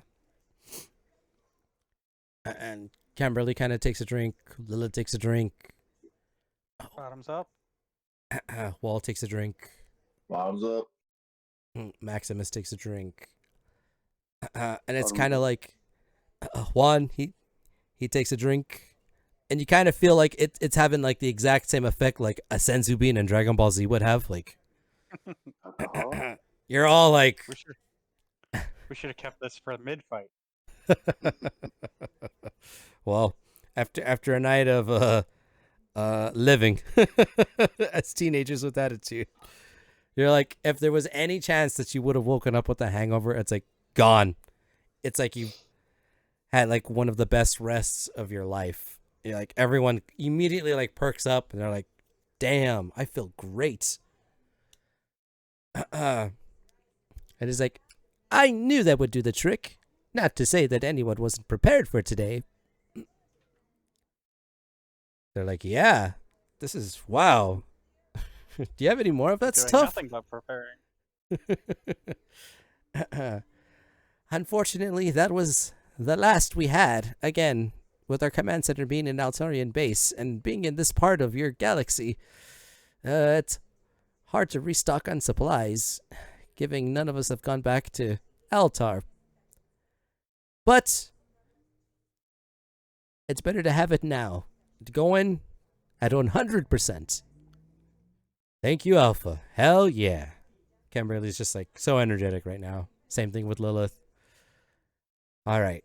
I feel like we got this. So everyone's kind of there. There is one very small detail. Everyone's kind of like noticed that Terry's not present. You said he'd come here. No. Kimberly's like, maybe he's on his way. Tell Alpha, tell him you got the mineral water. Terry. Right away. I'll try contacting him again and again. Y'all get the ping. Terry, do you come in? Terry. The Rangers are all here, and we're ready for the mission. We're just waiting on you. Silence. Do we need to swap up teams? I don't know. I'll try pinging him again. And Zordon's kind of like... He doesn't say anything, but he's, taking note of the absence. Can we Terry, put off the mission? please respond. Are you there? Again, silence. Ginger kind of just... She does mention, it's like, we did see him in the morning. We gave him his coin.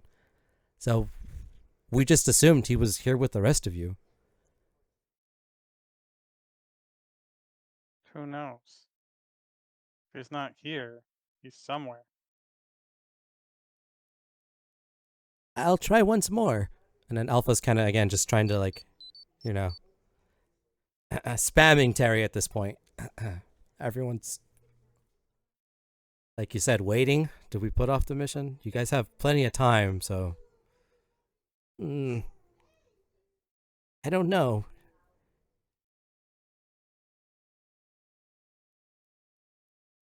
And then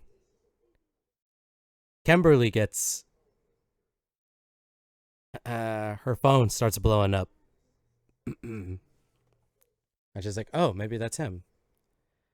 And she takes out her phone.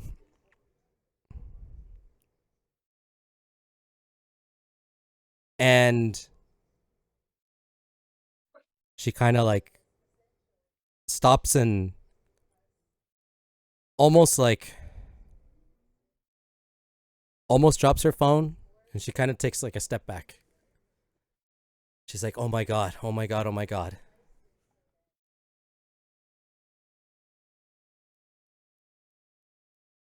What? She's kind of like tearing up. She's not outright crying, but she's like,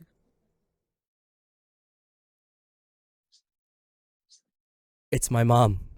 She's in the hospital. Oof. Well, do we Is she like a nurse? hold the mission off? Or She's like, again, she's kind of just like taking the time to like, catch her breath. She's like, my mom just had a heart attack, apparently. She's in the hospital. I don't know if the moon mission is gonna happen, you guys. I gotta go. I'm sorry. I gotta go. all right, we'll come back when you're done.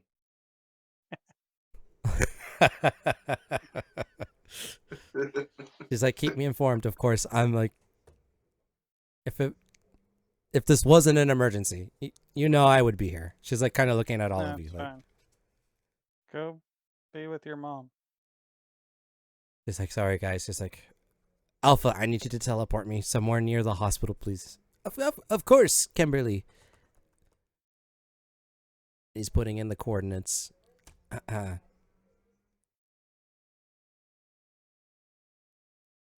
He's like, okay, I'll be back as soon as I can. I'm still committed to the team. I'm ready to do this. This is just such. She's she's like, God damn it, this is horrible timing. The genre girls are like, go be with your family. We have time. Don't worry. Yeah, we like- get it. You're sorry. Leave. She's like, all right, thank you. She's like, all right, guys, I'll be back as soon as I can. And she turns it to her pink spectrum energy, and she teleports away. So it's in the command center now. The Charm Girls, Lilith, Wall, Juan, and Maximus. Sadly, Kimberly is checking on her mom, and Terry is nowhere to be found. I don't think we should do this without the full team. I guess we should just wait.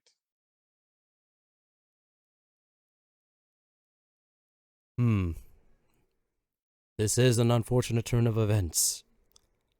But yes, if we can't go at this as a team with everyone on hand, I don't think it is worth risking the plan, Rangers. And Charm I'm not on a Girls. hard time on it. Yeah.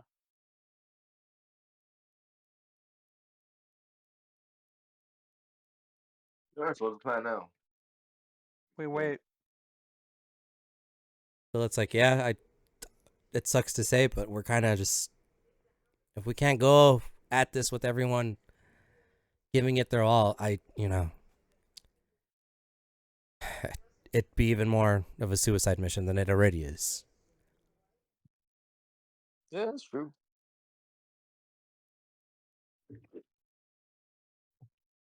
I guess what we can do now, since we're not going anymore, is we can search for Terry. Yeah. Yeah, that's a Let's good do that. idea. Right, let me see if You I know can his try to basketball location? ping his location. And Alpha's trying to, get a reading on him. Huh.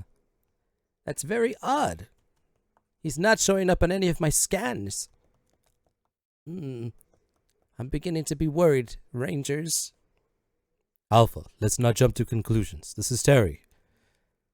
I'm sure he's fine, and there's got to be a logical explanation for why he isn't here at this very moment. Zordon. I feel like we should jump to conclusions just because he is Terry. Everyone knows his reputation as a bad guy. Yeah, no metagaming here.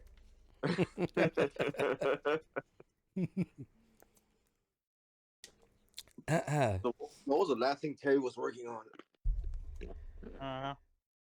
Something about a coin. All A right. coin?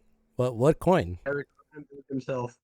He gave a coin to the charm girls and Ginger's asked like, them to put chaos energy into it. We can oh start yeah. there. Ginger kind of like walks over to you guys and's like, yeah, your friend, he asked us to basically hex charm a coin he had. Fairly easy. It didn't really do anything out of too crazy. Just infused a bit of bad luck. But he seemed fine, and he thanked us and said he was ready, ready to bring back your friend, Sky. Well, now he disappeared. Homegirls are lying. Well, like your leader said, Zordon was his name. There's got to be a logical reason. He didn't seem like he was gonna abandon you guys. If anything, he actually seemed really eager to just get to work.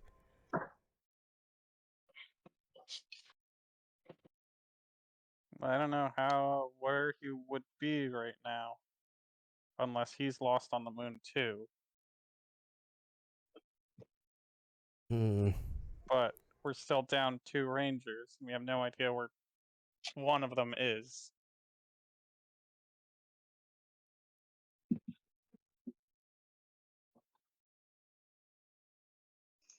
We can probably be better without Terry, but. And too as much you of a saying shit that, show. the command center, the siren goes off. Ay, ay, ay, ay, ay, Rangers! Alpha, what is it? Oh, this is bad. Very bad.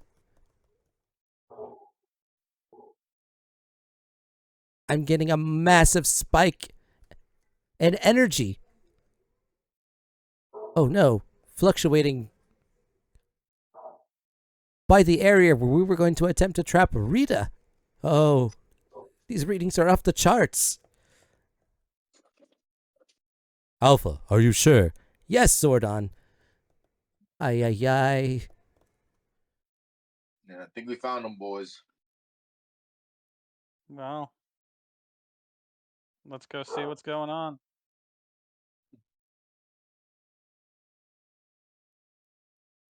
All right, Rangers. Well, until we have our full team reunited, our best bet is to check this disturbance and make sure it isn't anything too fatal for your planet. Yeah. Let's go. All right. And the charm girls are like, do you need us to tag along or should we wait here? Wait here. Okay. Gwen kind of looks at you, specifically Wall, and she's like, she kind of tells you, like, good luck. Hopefully you get your friend back. Terry, that is. We'll see what's going on. Thanks. Rangers, it's morphin' time. Tyrannosaurus. Saber-tooth tiger.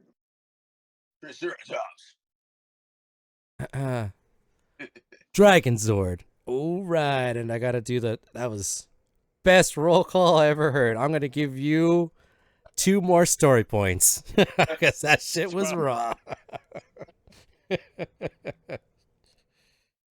Oh man, I felt it that time. 11 episodes and they finally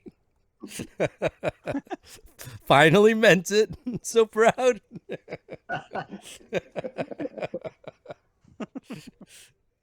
All right, hold on. Let me give you your points. Give me a second. Hold on. Okay, story points. All right, you guys are at 12. And then I got to do the in Ranger order. We got a transformation. We also have a transformation and a transformation and a transformation.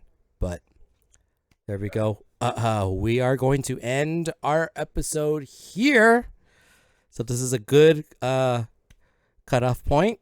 The Rangers are going to investigate this huge power spike on Earth, and hopefully we will see if it has anything to do with Terry, if he's safe, if he's okay, maybe if he's already in battle. We don't know. Rangers are going to get on the scene and find out. Charmed girls are on standby. Kimberly is with her family. Hopefully she's going to be able to help. But yeah, like I said, pretty great episode. Very heavy on the on the role playing today, but action is soon to follow. You guys have a super, a mega, and a hyper.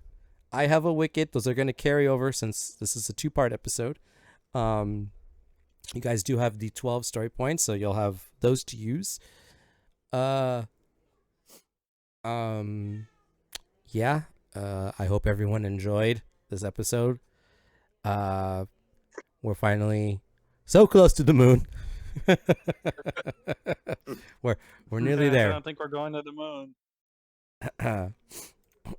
But we'll find out what's exactly going down. And is it something to do with Rita? Some other, maybe the demon wasn't as trustworthy as the Charmed girls originally thought.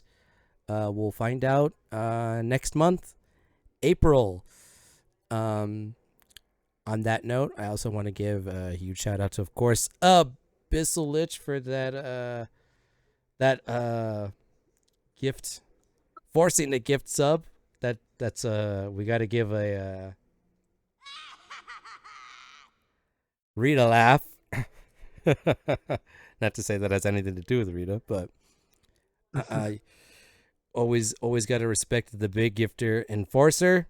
If I finally have everything on my end actually working. Yep, he strikes again, tremble in terror at his power to force subscriptions upon you. But yeah, like I said, we had 2 Rangers absent.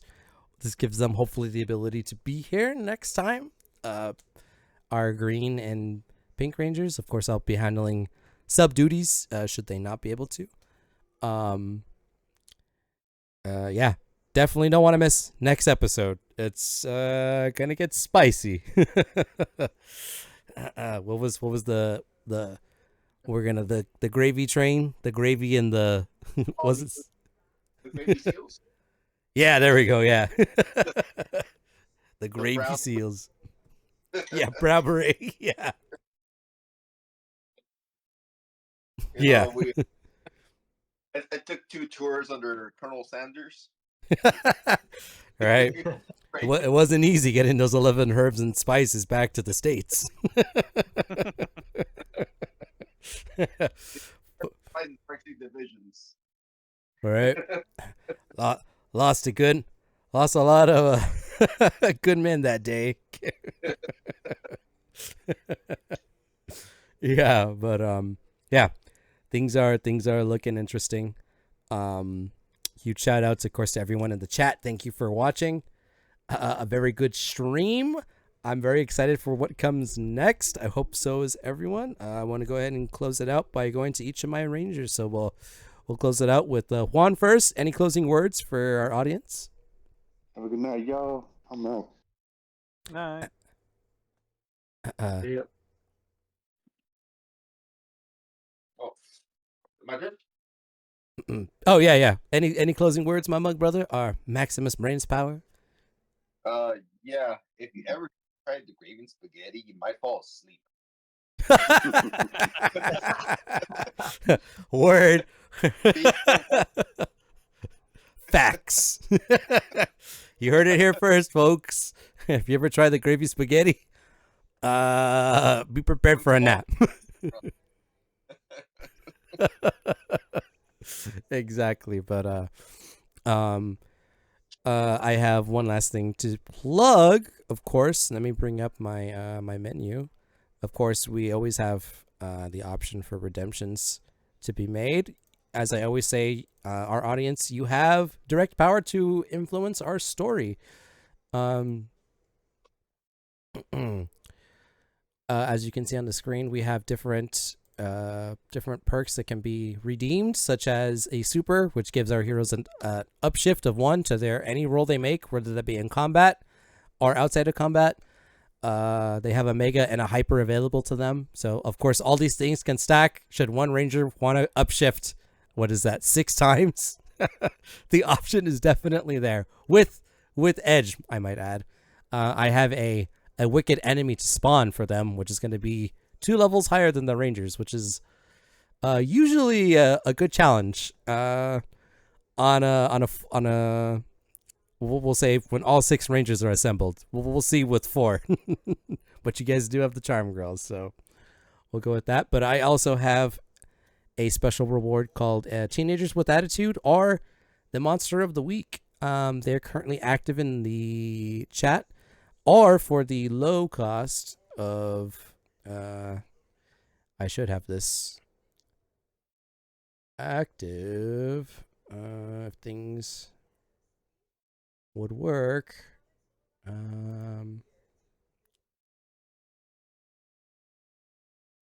Okay, maybe not. Let me go to, let's see.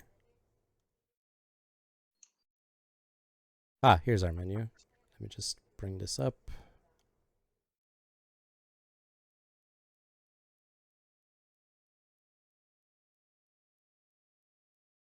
There we go. We have our tabletop RPG menu for our Power Rangers Essence20 system. Hopefully it's playing. There we go. Like I said, you can affect our game, and you can add different modifiers, such as spawning enemies or powering up the Rangers.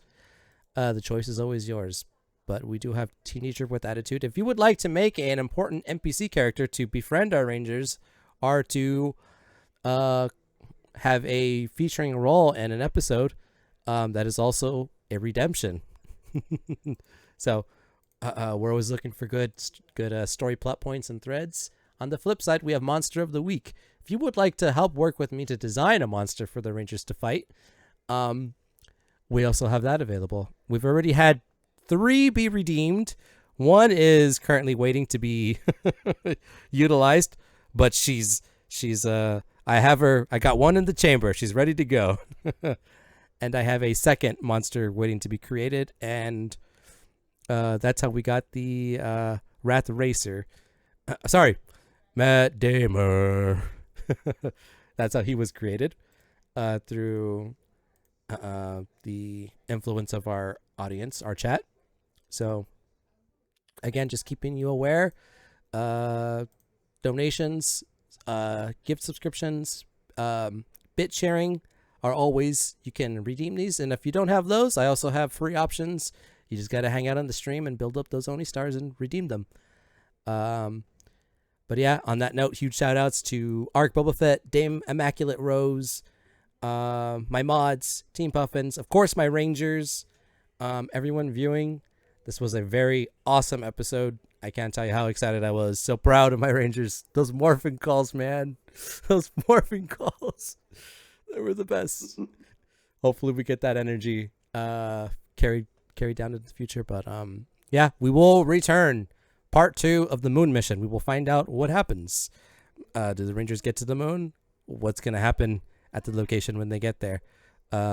Stay tuned to find out. I, of course, will have this episode up on my stream, which I'm going to shamelessly promote right now. Here's some social media links for those in the chat. You can follow our Discord, where I play tabletop games with my audience. I've made plenty of Rangers for quite a few community members, many of which are playing the game with me here today. You can subscribe to my YouTube channel, where I have our actual plays up in a playlist for your viewing engagement. I also have all of my streams outside of tabletop and board games in a Let's Play format over on the archive channel. So everything I've ever streamed, you can go back and relive the moments. I am, if this works,